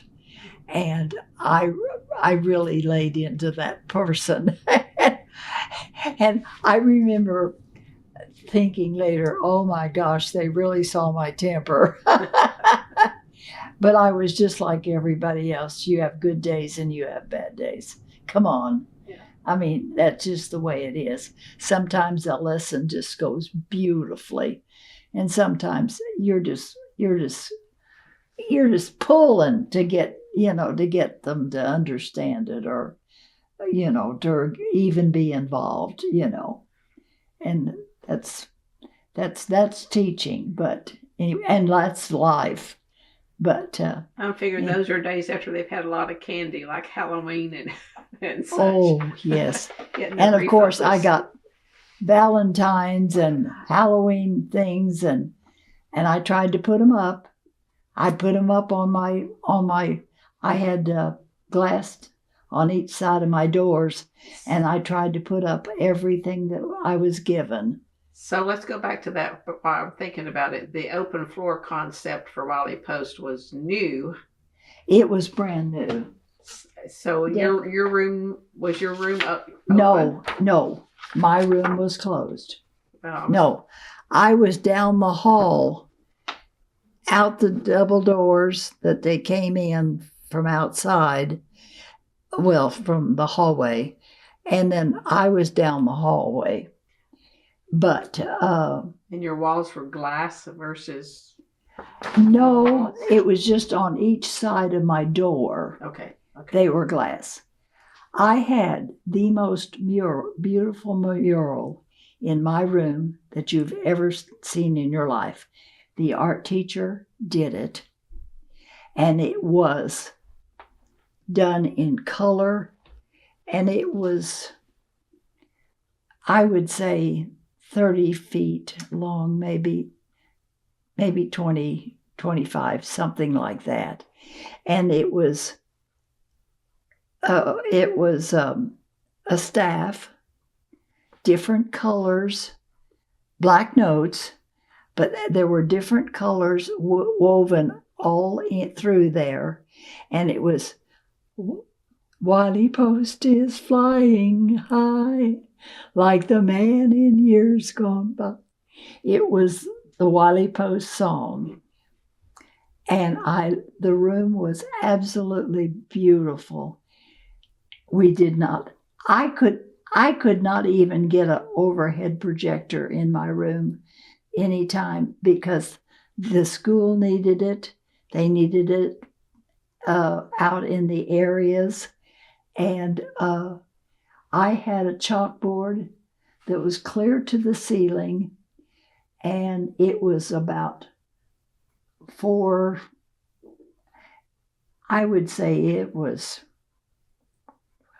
16 feet wide. And I had kids up there doing, if we were listening to something and they were to write, so me, and they know it's a line to line or a space to space. So I would sing different intervals, and they would make a little staff with chalk. I'd have one group be high, and I'd have one group being low down here. They'd get down. and hunched down on their knees, and I could get 10, 12 kids at the chalkboard, and maybe I would sing a fifth, and they need to know what the interval of a fifth is. So they would, it's line, line, line, or space, space to the next space. And anyway, or we would be doing all kinds of things. And I had that chalkboard. We didn't have all of the digital, all of the facility. We didn't have all those. And I really think they learned because they had to do it themselves. And I had a unit, I always did it in January, and it was composing, and I made it easy. I gave them, it had paper, and they had a staff. They had 5 staves down here, and they were to write a 2-measure melody or a 4-letter measure melody on this line. And then the next line, they were to write a rhythm pattern. Okay? Like if they wanted to write quarter, quarter, quarter, quarter, quarter, eighth, quarter. That's all they needed. But the third line repeated the first line. And then the fourth line was a different pattern than the second line, and that's called a rondo. And they all knew what a rondo was. It was an A melody, and I had to write a little melody. They made it very simple, believe me. And then B had to be different. And then A was the same as the one there. And then A, B, C, D was different than B. And then you went back to the A. So they learned. And do you know, then I put them in groups, and they wrote these things, and then we would play them back to the whole class. And you talk about sound. Oh, it just drove me crazy because everybody was making sounds, and they were given, and I gave them OOHRP instruments, or some of them wanted the OOHRP, and I showed them, and they learned how to play the chord. If they wanted a C chord, they pressed the button, and then they would strum, and then they could accompany themselves. Okay? But a lot of them, and then the B and the D section were rhythm instruments. So some of them chose to maybe do the A part, which you would do 3 times, and then some of them would do the B part, some of them would do the D part. And then and that took probably 4 weeks.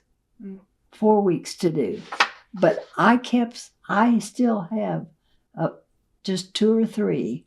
I've gotten rid of most all of them. But you should see what those kids could write.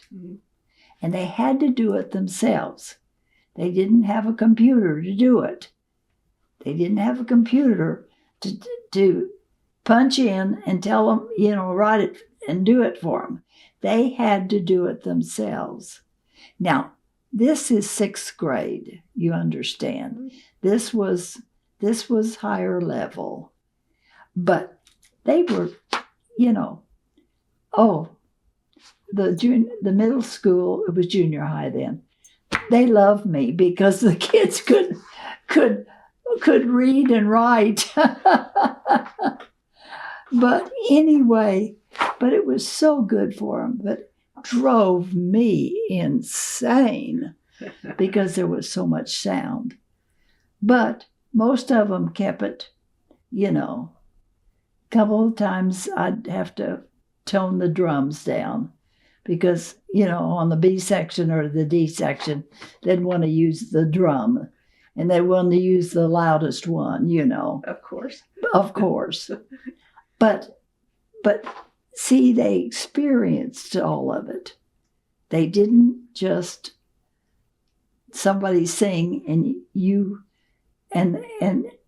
somebody sing to them and they sing back, and learn by rote.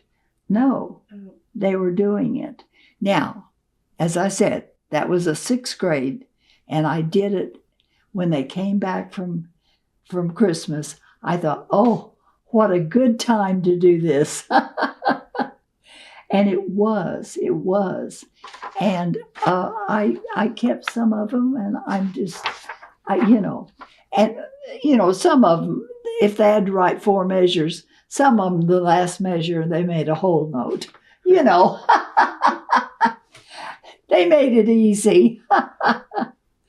But anyway, no, they were not ready to do that until 2nd semester of their 6th grade. Okay.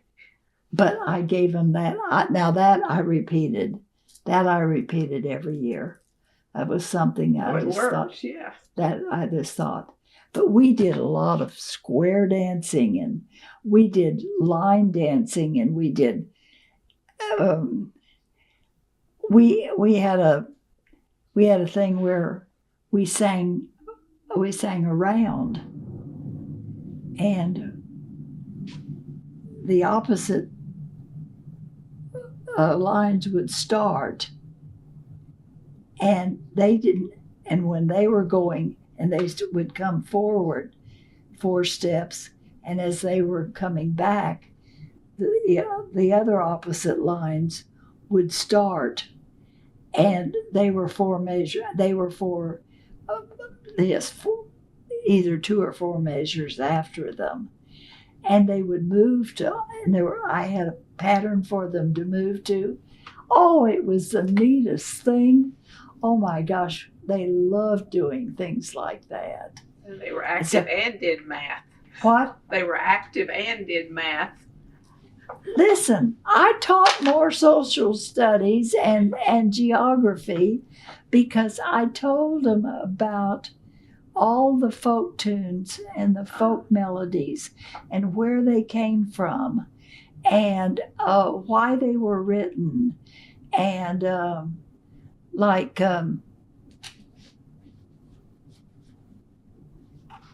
boy, my mind. Oh, Susanna. No, yes. And well, they love that song. Oh, that's got lots of words in it. And besides all that, that's got 16th notes in it. And I would have them. Now they did have books. I had a series, and I would have them open their books, and I would have them. I would start playing a melody, and I would stop, and they would have to tell me where I stopped, what note I stopped on, what kind of note it was. It's a quarter note, Ms. Reynolds, on G. Okay? What are they doing? They're listening. They're following the melody, the melodic line. They're having to translate to me the kind of note it is, where it's found. Just think of all of the things. Then in all of those the folk songs, I would tell them, why they were written. Right now I'm trying to think of the song of the Underground Railway song that they used to get the slaves out. I know what you're talking And this is really, it really happened. Yes, yeah. the what? The river is. No, it's not the river is wide. Anyway, I gave them lots of. Oh, and their favorite tune. The one song that they sing all the time, and I have people that come up and sing this song to me. Alex, Alabama, Alaska, Arizona, Arkansas, California, Colorado, Connecticut. Oh, I can sing that. It's called 50 Nifty, and you learn the 50 states alphabetically in order. And it's sung. Every kid, oh, they love. I found that song, and tell you what, and I gave it, we used to have teachers' meetings of all the elementary teachers, and we'd share ideas. See, a lot of the ideas were not necessarily mine. You sometimes have to put your spin on it and change it to what maybe you want. But the idea maybe came from Tanya because you came to the meeting. And I shared that song, and I tell you, and there was another one that was called The Run of 89. And, that was another thing that my chorus did. The Singing Blue Angels. The Herald at Oklahoma Christian wrote 8 beautiful songs about Oklahoma. And my chorus went up there, and in one morning, we recorded all the songs, and there was a record made, and it was supposed to have gone out to all of the teachers, elementary music teachers in the state. I don't know whether it got to everybody, but it was a great record. And actually, the superintendent of schools right now, Fred Rhodes, and that's a fun story. He was a student teacher at Wiley Post I think the first year. Then we hired him as a teacher for the 5th and 6th grade, and then he went on to get his degree in whatever the degree is to be a principal. But he stayed with us all that time. Then he became an assistant principal, and then he was a principal here for a long time. He went to the Yukon schools, but he is now back, and he is Putnam City's superintendent of schools. But he started at Wiley Post, and he has a love for Wiley Post. Oh my goodness, he has a great love for Wiley Post. But in closing, Well, we're not quite done, but go ahead. because I'm sure, and we talked long enough. Well, we're doing good. All You can right, show us what you're going to show us there. I want to show you this, that I was presented August the 4th, 2023, which hasn't quite been a year yet. It was the back to school gathering that they have the first day back, and all the teachers come. And we were at Putnam City Original, the first Putnam City High School, and all the teachers were there. And I was invited because it was the 50th year of Wiley Post, and so they were going to honor Wiley Post school. That's what they told me. That's what they told me. As it turned out, it was probably, I can't even say it. It was the most beautiful, meaningful, all the words adjectives to even think about describing, gift that I was given that day, because I was presented the first luminary award that Putnam City has ever given. And my former student, Mayor Holt, presented, had a video for me, and then I got this proclamation, and it talks about all the things that we did at Wiley Post, and he talks about early beat. But the Luminary Award says, whereas Kathlyn Reynolds is being honored today as the first recipient of the Putnam City Luminary Award, which is reserved for a noble person who represents a bright light, a shining star, a visionary, one whose spark of light transfers to others through inspiration and enlightenment. And when that was read, I lost it. I can understand. But that was what the Luminary Award was. And so that's just what I'm still trying to do. Be a light for children and music. And You're still flying high. That's what I'm thinking. yes. In my head. And my song is, did we talk about writing Wiley Post? No, we need to. So that's a good segue.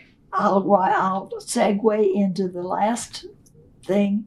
Is the person that I said went to Chicago with us. We did go into one day, sit down, and we had some words given to me.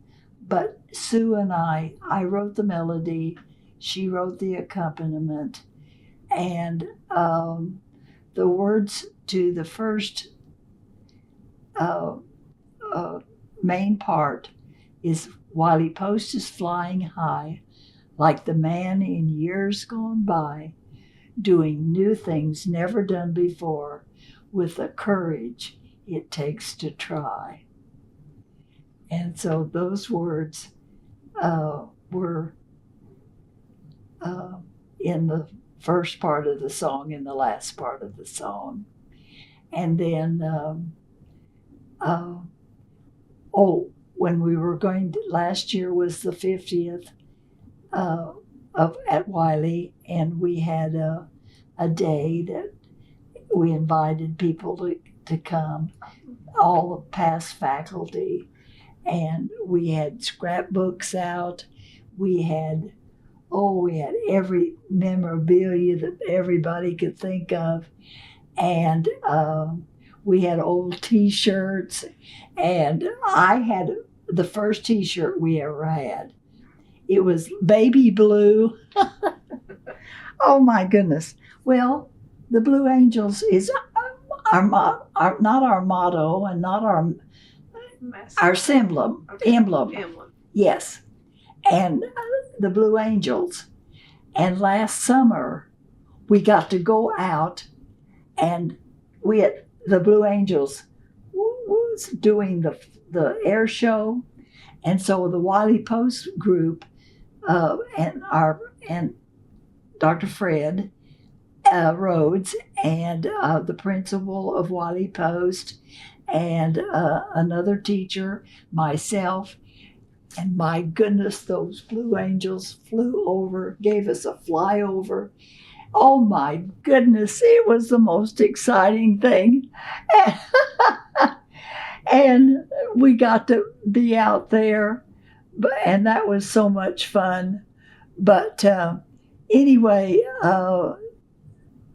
that song was written, and and I did tell you earlier, but I wanted to sing the song, the school song, for Early Beat, the day that we all got together. And they didn't know it. It had been put aside somewhere along the line after me. And that wonderful teacher taught that song to every school student and faculty, and we sang that song. And Mayor Holt was there that day also. And we all just sang that song with gusto. I was so proud of them. And Debbie, what is Debbie's last? Nice, wonderful music teacher at Wiley Post right now, taught everybody that song. And your grandchildren got to learn it, and hopefully they'll sing it. Yeah, yes. I've heard it a couple of times. And it was, it was put on a chip, and I used some of our early day Wiley Post Early Beat, where everybody was singing the song, and so I put that on as to sing along with, and that's what we used that day that we all met, and it was wonderful hearing all those kids singing that song again. So Wiley Post is flying high. So is Miss Reynolds. Yes.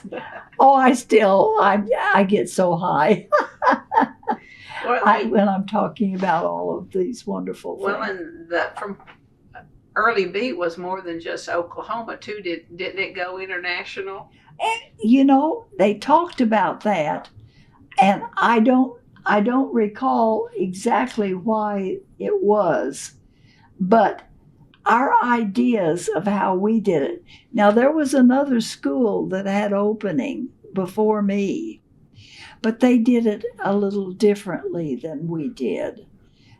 I wanted to center around singing and music. They didn't announce that, okay, there'll be a faculty meeting this afternoon at 4:15. That was done on the intercom later on. We really didn't. We focused in on just having fun, singing, making, as I said before, making the kids feel secure. Making that morning start. Because I'm sure that some of them needed it. I'm sure some of them, maybe didn't have a happy night or something with their family and so they needed something very positive. So, and it was an opportunity to see each other too, wasn't it? Absolutely. And from what I understand, that school, the classrooms did not have walls. No, and you would think that it would be very loud. Yeah, it was not. Mm-hmm. Now it was not. There were people that did not send their children there. They sent them to another Putnam City school because they did not feel like that they could concentrate. I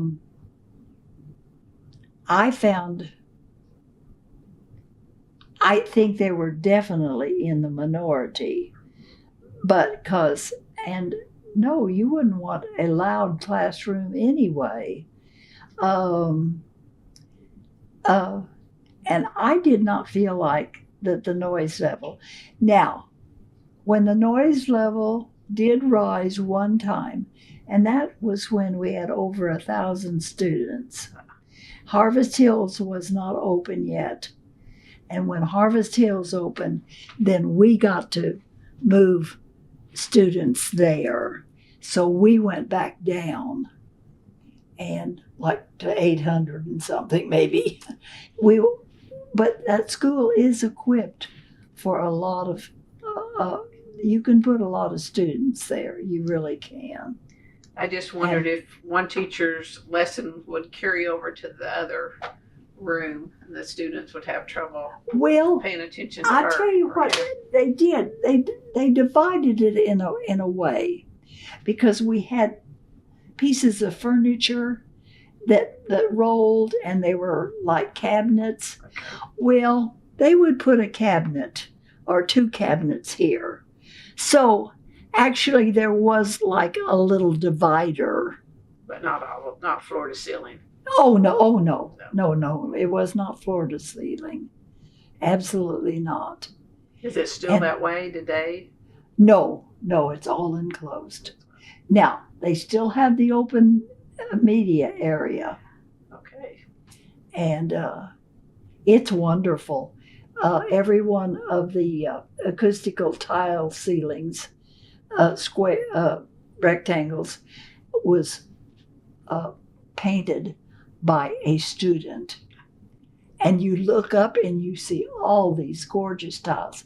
Now, the art teacher did that. And it's lovely. And they kept that. But all of the other is done. And Harvest Hills, they closed also. And they closed Apollo a long time ago. I will say it worked for us because we worked so hard at it. It was not a place that you go and you run in at 8:20 and leave at 3:15. It was not. It took work and effort. And the ones that your fellow teachers, were a lot of them still there when you retired? I mean, the same cohort? Let's see. Yes, I had some. Too.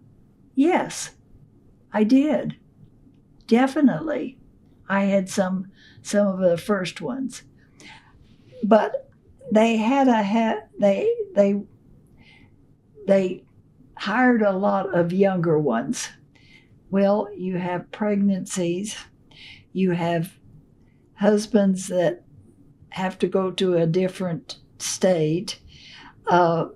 There's the older ones. We stayed a little bit longer. I will put it that way. Well, yes.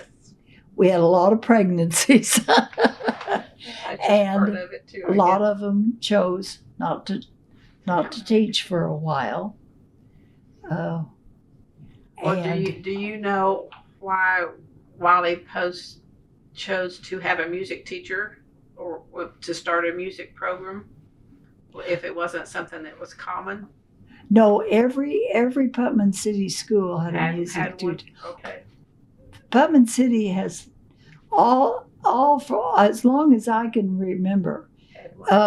They have a music specialist. They have an art specialist, and of course we have to have the PE.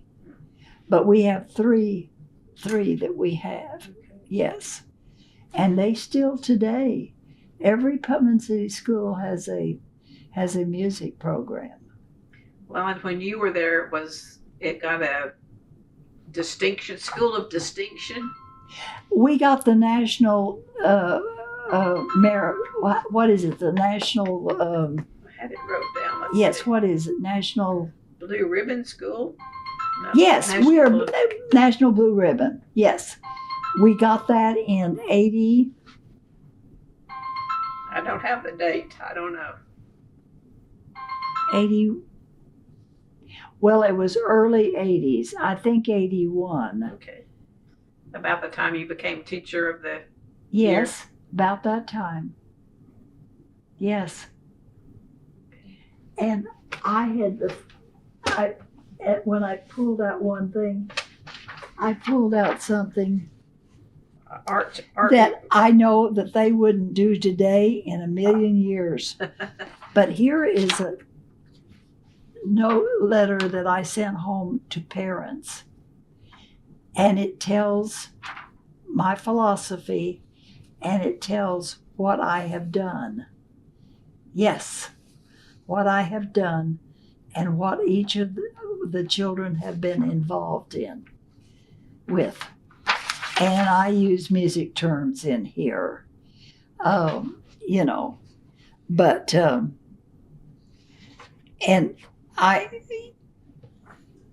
it says discovery is the most productive and exciting means of learning.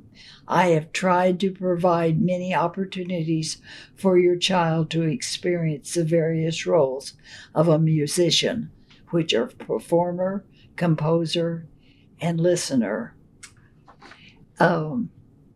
through which they can gain confidence in themselves as musicians and as human beings, and discovering music can become alive for them. And then I go into all of the things that their child has done in the various areas of music. I go into vocal, I go into instrumental, I go into reading, I go into, as I said, I have taught more social studies and geography. I really have. And you're teaching reading also because they have to read the lyrics, you know? So music just encompasses so many things. And besides all that, it's just beautiful. Teach the world to sing, right? I want to teach the world to sing. Okay. And I have that in 1985, you coordinated the Oklahoma's part in the world's largest concert. Yes. That was through MENC, I believe. And it was, yes, it went around the world. And it was one day and you got together at the same time, and you were to sing these same songs. And it went everywhere. If you participated in it, you had to be a teacher, and of course you had to teach that music to the children. So once again, you're teaching again. Oh, we did. And we had Youth Arts Month, which was always March. And I had every music organization in the school, all the strings, the band, the chorus, different groups, and they all performed at a certain time, maybe early beat, you know, and we made a month of the fine arts, and it was called Music in Our Schools Month, and I used everything and let the kids experience, you know, listening to all of that, listening to the strings. They came in and played for us, listening to the band. Oh my goodness. They recruited we had a band of about 30, 34, 35, I think. But they also were able to do chorus. Yes. So when they took band in the 6th grade, I didn't have them, except for chorus. And your class was not an elective. No. It was just part of. It was part of the normal day. It was part of the always. And then I had a 1987, a golden apple. Oh, yes. I don't know why. All right, that's given to different. It can be given to a teacher, a custodian, a parent.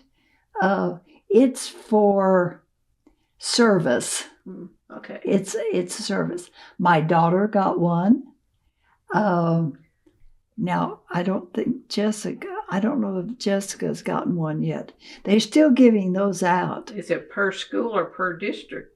Oh no, it's not per school. It's just random, and they choose maybe 10 to give to in a year, and they do it at one time, and then you're called in and you're given the Golden Apple Award. Yeah. Yes. 87. That was right before you. Oh no, I had 4 more years. Yeah, you retired in 91. Yeah.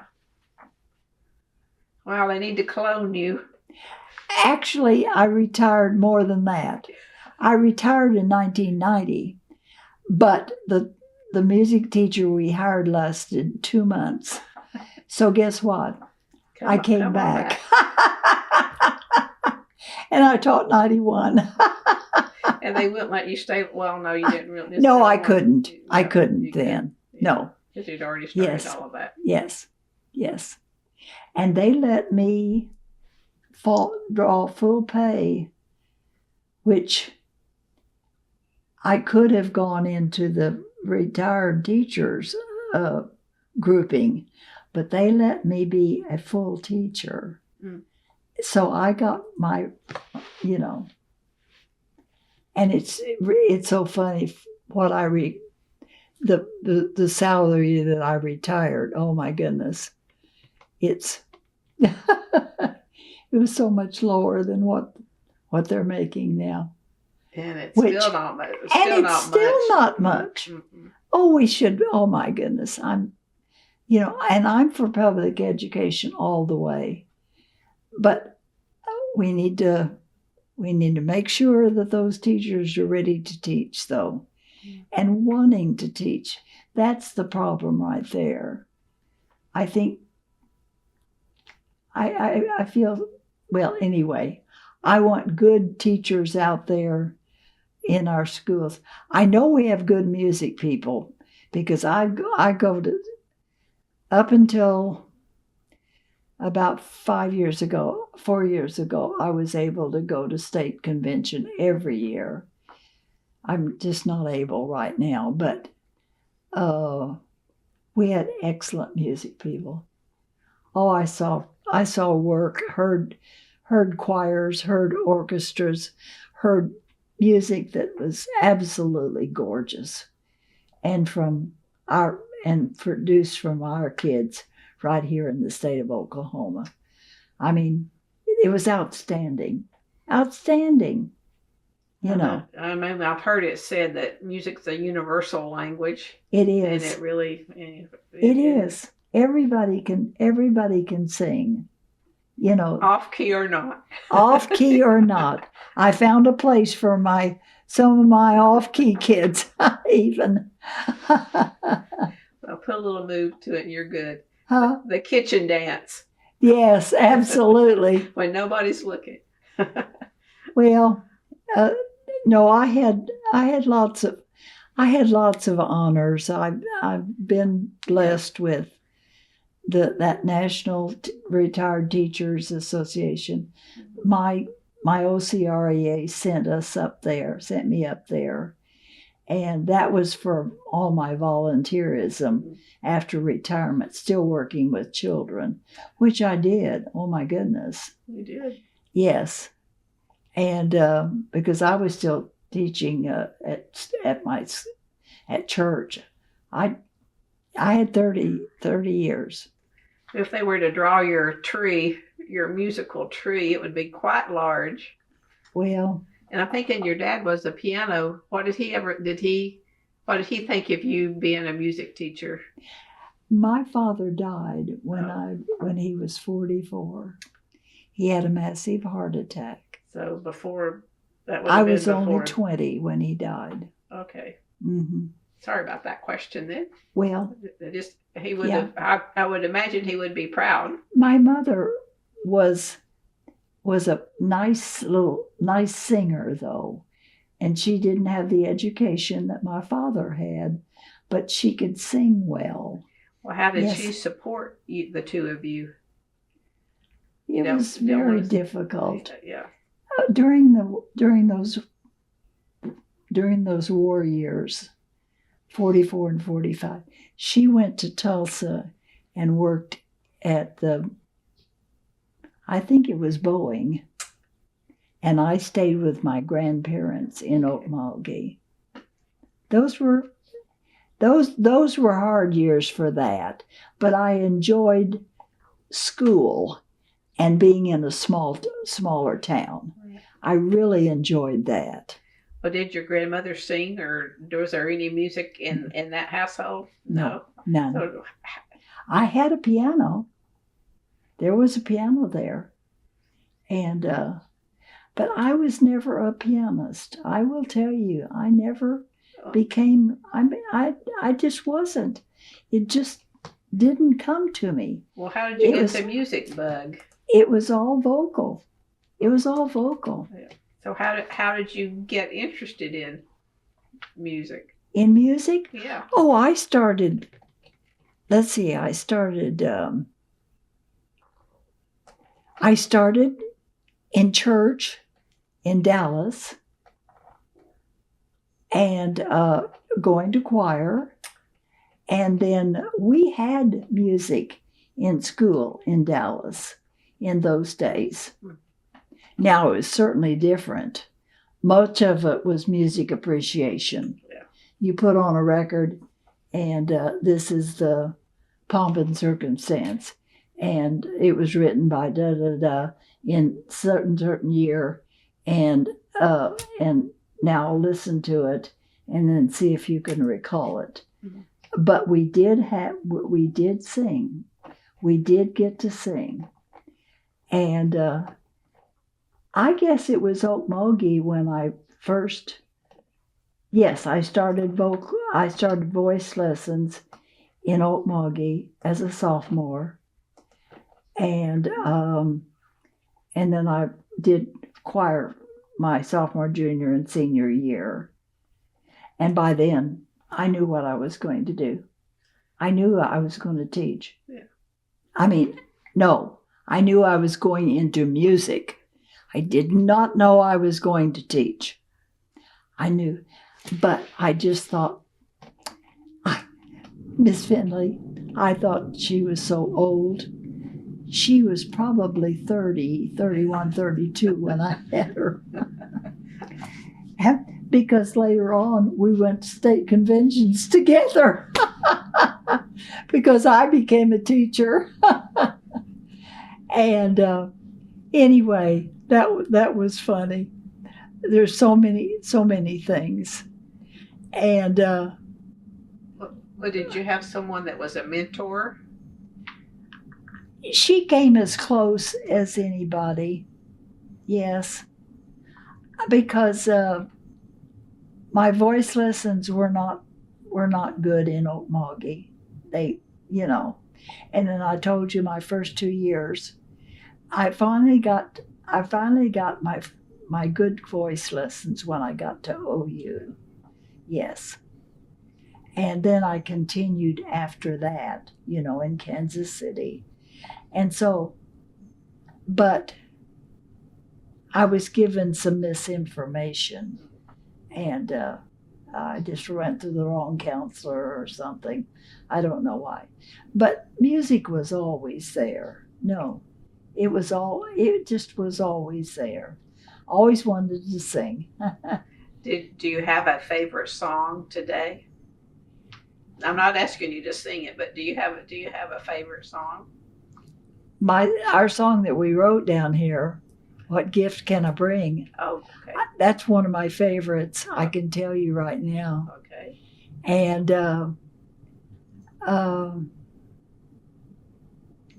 of the old music, Oh, there's so many hymns that I absolutely, I want joyful, joyful, we adore thee, of course, at my memorial or whatever we have. And it's going to be music because that's what I want. But anyway, well, that's a question I hadn't thought of. I have so many songs in my heart. I couldn't tell you one. I assume that how great they are was probably amongst the top. You know what? I had to learn to like that one. It had to grow on me. And I thought In the Garden was such an old song That was until my mother's favorite. I sang In the Garden, in the real garden in Israel. And then that song became so much more meaning for us. A trio of us sang In the Garden, and that's where we were. That gives you goosebumps when you think about it. Oh, I see, I cry. That's what I do now. Let's see. Well, I have two that I have open over there. It Is Well With My Soul is one, and Like that. And then you just can't do anything without singing Amazing Grace. I mean, as far as the hymns go. But then I like Joyful, Joyful, We Adore Thee.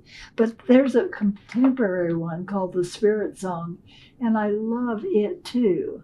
And I love, in our cantata that we wrote, The Little Donkey's Easter Journey, of course, we closed with Christ the Lord is risen today. And then we wrote an Alleluia above it called a descant. And it's beautiful. It's beautiful with the two parts, And then, yes, we use that one. There's so many hymns that I just love. I mean, I can go there to my hymnal and I can pick out 150 hymns. I just gave a thing for my Sunday school. I gave, no, it wasn't for the Sunday school. It was, they asked me to do a background on hymns, on hymnody. And I found this book. It has 150 hymns, and it tells the background of it. And so what I did was take 10 of them, and I had somebody come and accompany that plays hymns so beautifully, a friend of mine. And I told all about the hymn and why it was written, who wrote it, all the background, and then we all sang it. Yes, and I did that for 10 hymns, and I've got the book in there for 150. So I can tell you a lot about a lot of hymns, And as far as contemporary music today that I hear, I don't have a one, because I don't understand the words. It's not music that I care for. And it's not Oklahoma. No, and it's not that's we've sung so many of those songs. Oh, what a wonderful morning. Oh, what a beautiful day. Oh, what a beautiful day. We sang that in early beat. Oh my gosh. And we tried to sing. The chorus sang the Surrey with his fringe on top. Chicks and ducks and geese better scurry when I take. That. I had a great arrangement of that. And then 50 Nifty, by the way, the one that you do the 50 songs, then you modulate and you go into your state song. So when you get through singing, you go bum bum bum bum bum bum bum, the run up, and then you sing Oklahoma, where the wind comes sweeping down the plains, and that song ends with your state song. So if you live in Kansas, you're going to sing the Kansas song. We get to sing Oklahoma, which is wonderful. So anyway, music has just been part of my life. I can't tell you. I like to sing when I was little. And do you hum something every day? Well, yes. And I've recorded so many things. Now my stereo isn't working right now, and that distresses me because I need to get that fixed. But with all of the 16 records or 17 records we made, with all the Christmas stuff I've got on CDs and everything, and then our choir has sung in Carnegie and St. Paul's Cathedral and 5 other churches in England and Scotland. So we have sung all over the world. I have. So I've just got a wealth of material that I can sing along with. And then there's a channel, 950, whatever it is, and it's the nice, lovely ballads that we learned in the 40s and the 50s and the 60s, the ones that you remember, and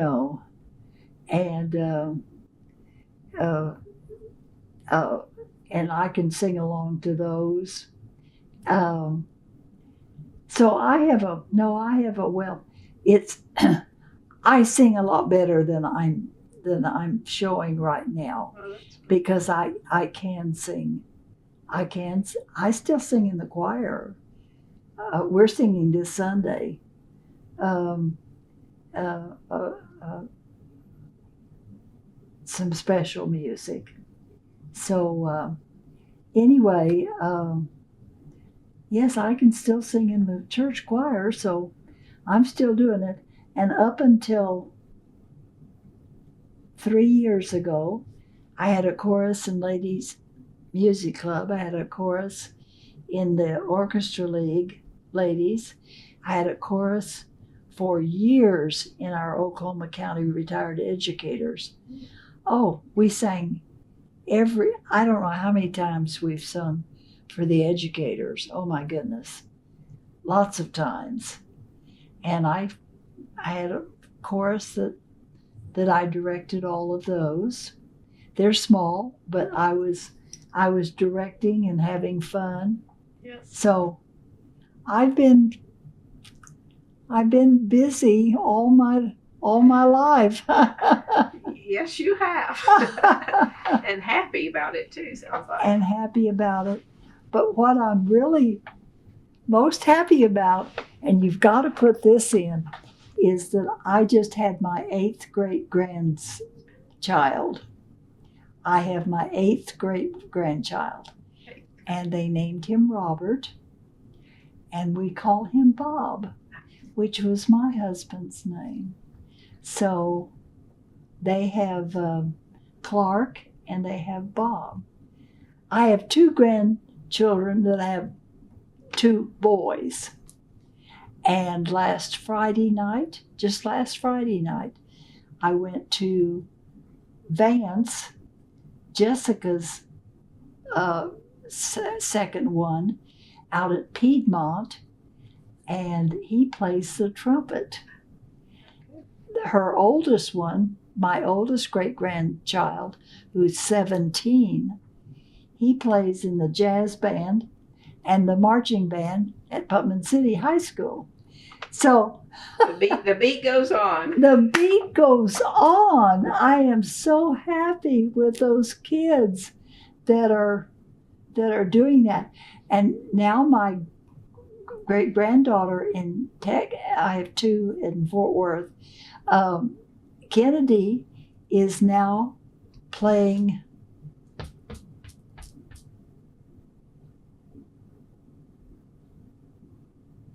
My goodness, she's playing, and I have forgotten what she's playing because I haven't heard her or been around her. But anyway, my grandson's children are all in sports. And so I used to go to all the ball games, but I can't go to the fields now. I can't get my walker and can't get in the fields, but I can sure keep up with all my band kids, which I'm so proud of. Yes. Yes, we still have gatherings. I used to have them all here for probably 40 years, maybe 45. We had Christmas Eve in this house. I've been here 48 years. We started even before we were here in our other house in the village.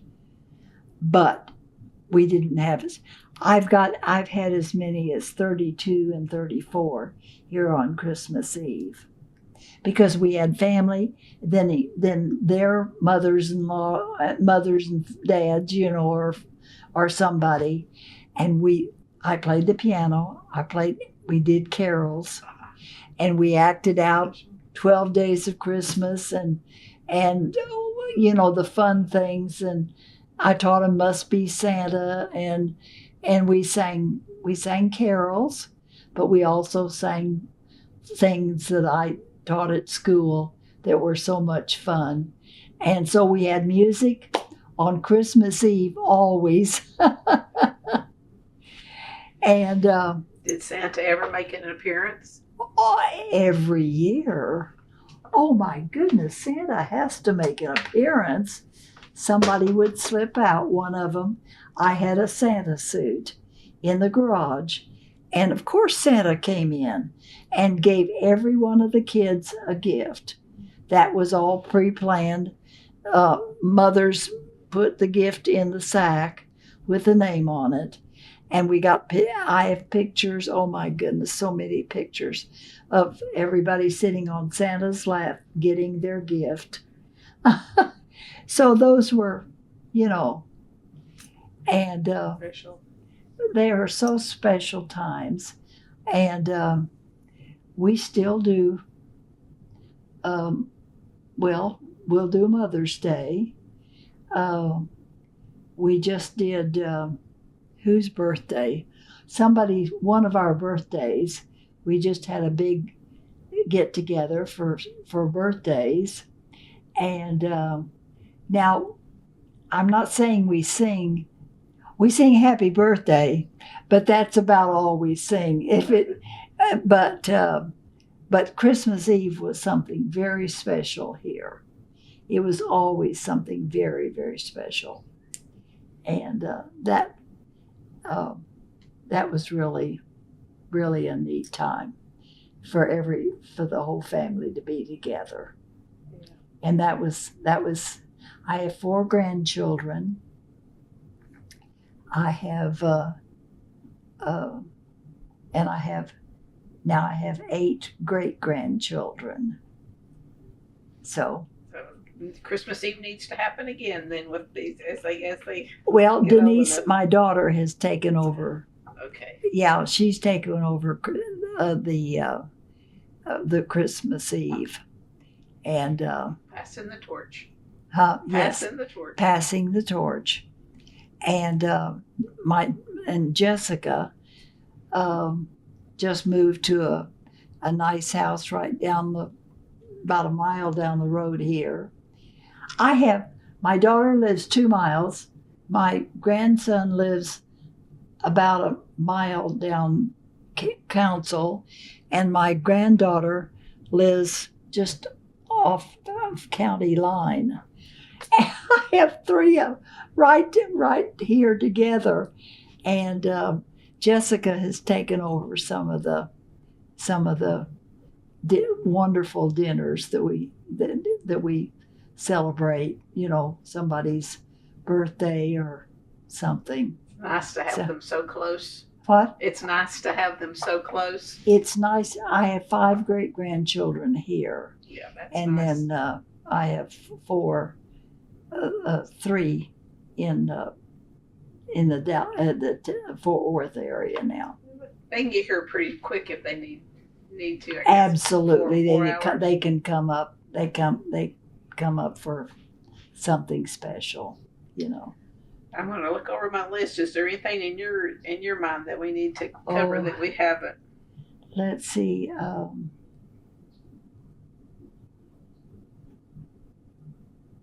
Well, no, I about run out of. There was something I read that I Love Christmas.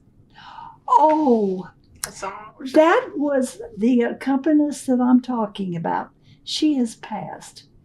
And so she played early beat probably 8 or 9 years and would not, and she accompanied my chorus, would not take one dime, would not take one thing. So I would give her some gifts and things like that, but she would not take money. She took the old song by Tom T. Hall called I Love and put Christmas words to them. And it's, I love Christmas when it brings carols that we sing. And I can't remember all of it. But Fred, the superintendent of schools, absolutely loved that song. And he and I have sung it at the PTA breakfast 2 times, I think. We sung it for the PTA, district PTA thing. And then we sang it at Ralph Downs one year. And he loves, and we've sung that together 5 or 6 times. And he loves that song. And it's to a tune that's been written, but Sue wrote words to it. And they're just lovely. The first 2 are secular, and the third one talks about the baby. Yes. So, anyway. I have to ask this one, too. The other Oklahoma song that comes to mind is I Want a Hippopotamus for Christmas. Oh, yeah, yes. The kids would love that, I would think. They would love that one. But that one was not written long time ago, was it? No, I was thinking like in the 50s, wasn't it? 50s or 60s? But I don't know. I don't know Well, when it was written. All right. I don't remember. I didn't teach that one as much, but yes. And they all loved the one about the front tooth, and all of those. Oh, I've taught every Christmas song that you can possibly imagine, And when I was retired, that second time, whatever it was, I used to go up to 2 Lakes when Jessica was teaching the lower kids. And I would do Christmas songs with their kindergarten and Jessica's first and the first grades. And but they've got a great music teacher. She's doing all of that now. But that's good to hear. Yes, they have a very, very nice music teacher. Okay. I still know, some of the music teachers, not many of them, but I still know them, And say a lot of them know your name. Well, I've been around longer than most people have, and that makes a difference. It makes a difference. That, and in music, yes, you're recognized because you're up there in front, And that, as a director, you're, you know. But you've also shared. I've shared everything. You shared, so. I've shared everything. Well, that's coming full circle. All right, as we wrap up then, my last question will be, how do you want to be remembered? When history is written about you, what would you like for it to say? Well, the first thing I would say is that I'm a Christian and I love the Lord. I mean, that has to be the first. Okay. That has to be the first. And hopefully I was a good mother, because my children have always, Bob, for my husband and I both, they have meant so much to us, to me. And then, of course, it comes to my music. That you sang it a while ago. Sing a song, sing out loud, strong. Okay. Yeah, that will do it. And of course, then Wiley Post is flying high. So can't go wrong with that one. No, that was. You didn't tell me you were going to ask these questions, but I think I said them, in the order that I would think about them. First one would be my faith, honey. That would be, because I don't think you can do anything like, do anything without having. I couldn't. That's one of the things that really bothers me now, is because, these kids are just not coming to church. And anyway, hopefully things will change. Hopefully. Well, I know music makes you feel better.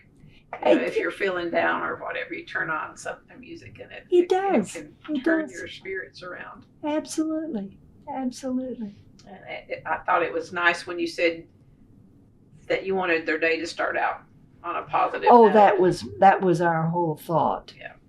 And as I said, there were some openings right here in our district.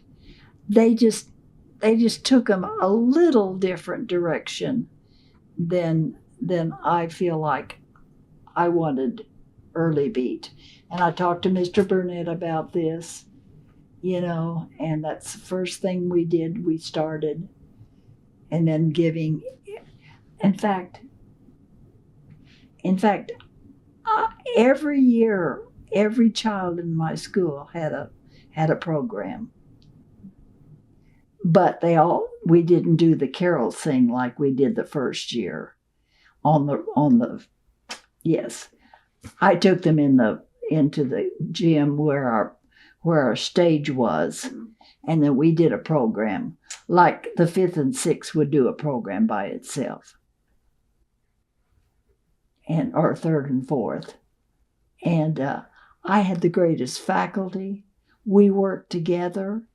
We wrote our own scripts many times. We didn't do a canned musical. We wrote our own.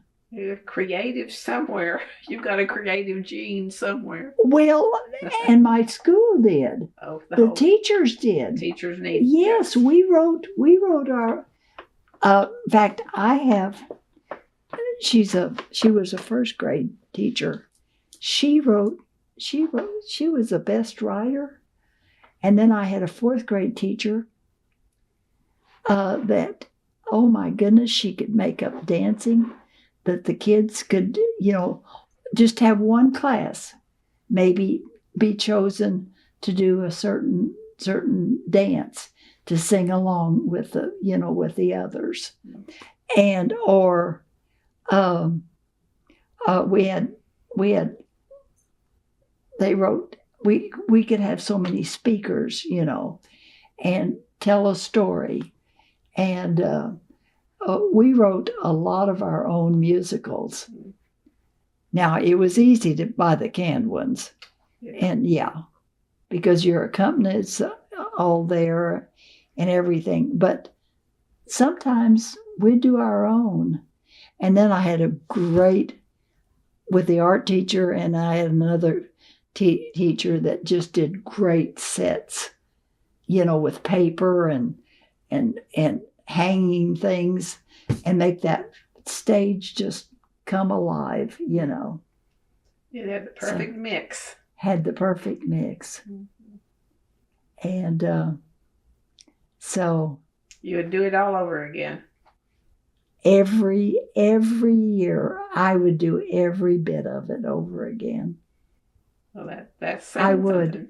I truly would. And when I retired, it was not for because I was burned out. I was never burned out. And you're still not. I'm still not. I still get on the elevator, and if there's a little child there, I just have to talk to them and tell them what a pretty bow they have in their hair or something. It's just, that's just what I do. Words of encouragement. Yeah. Yeah, praise. And I tell you what, teaching made me a better parent because I became, I understood children, I believe, more. And the more I taught, I think it made me a better parent. Is that strange? Mm-hmm. More patient, at least, I would think. That's exactly what it did. Patience. I remember when I was younger, I remember times when I didn't have the patience that I should have had. And I didn't handle maybe correcting my children the way I should have. I really feel like, but I learned in teaching different ways of doing it, and I think that helped me. Well, what works for one may not work for the other. Oh no, you definitely no. learn that in teaching. It just. I'm just saying me. Yes. Yeah. But anyway, I loved it. I really did. And it sounds like your students loved you too. So it was a two-way street. I think they did.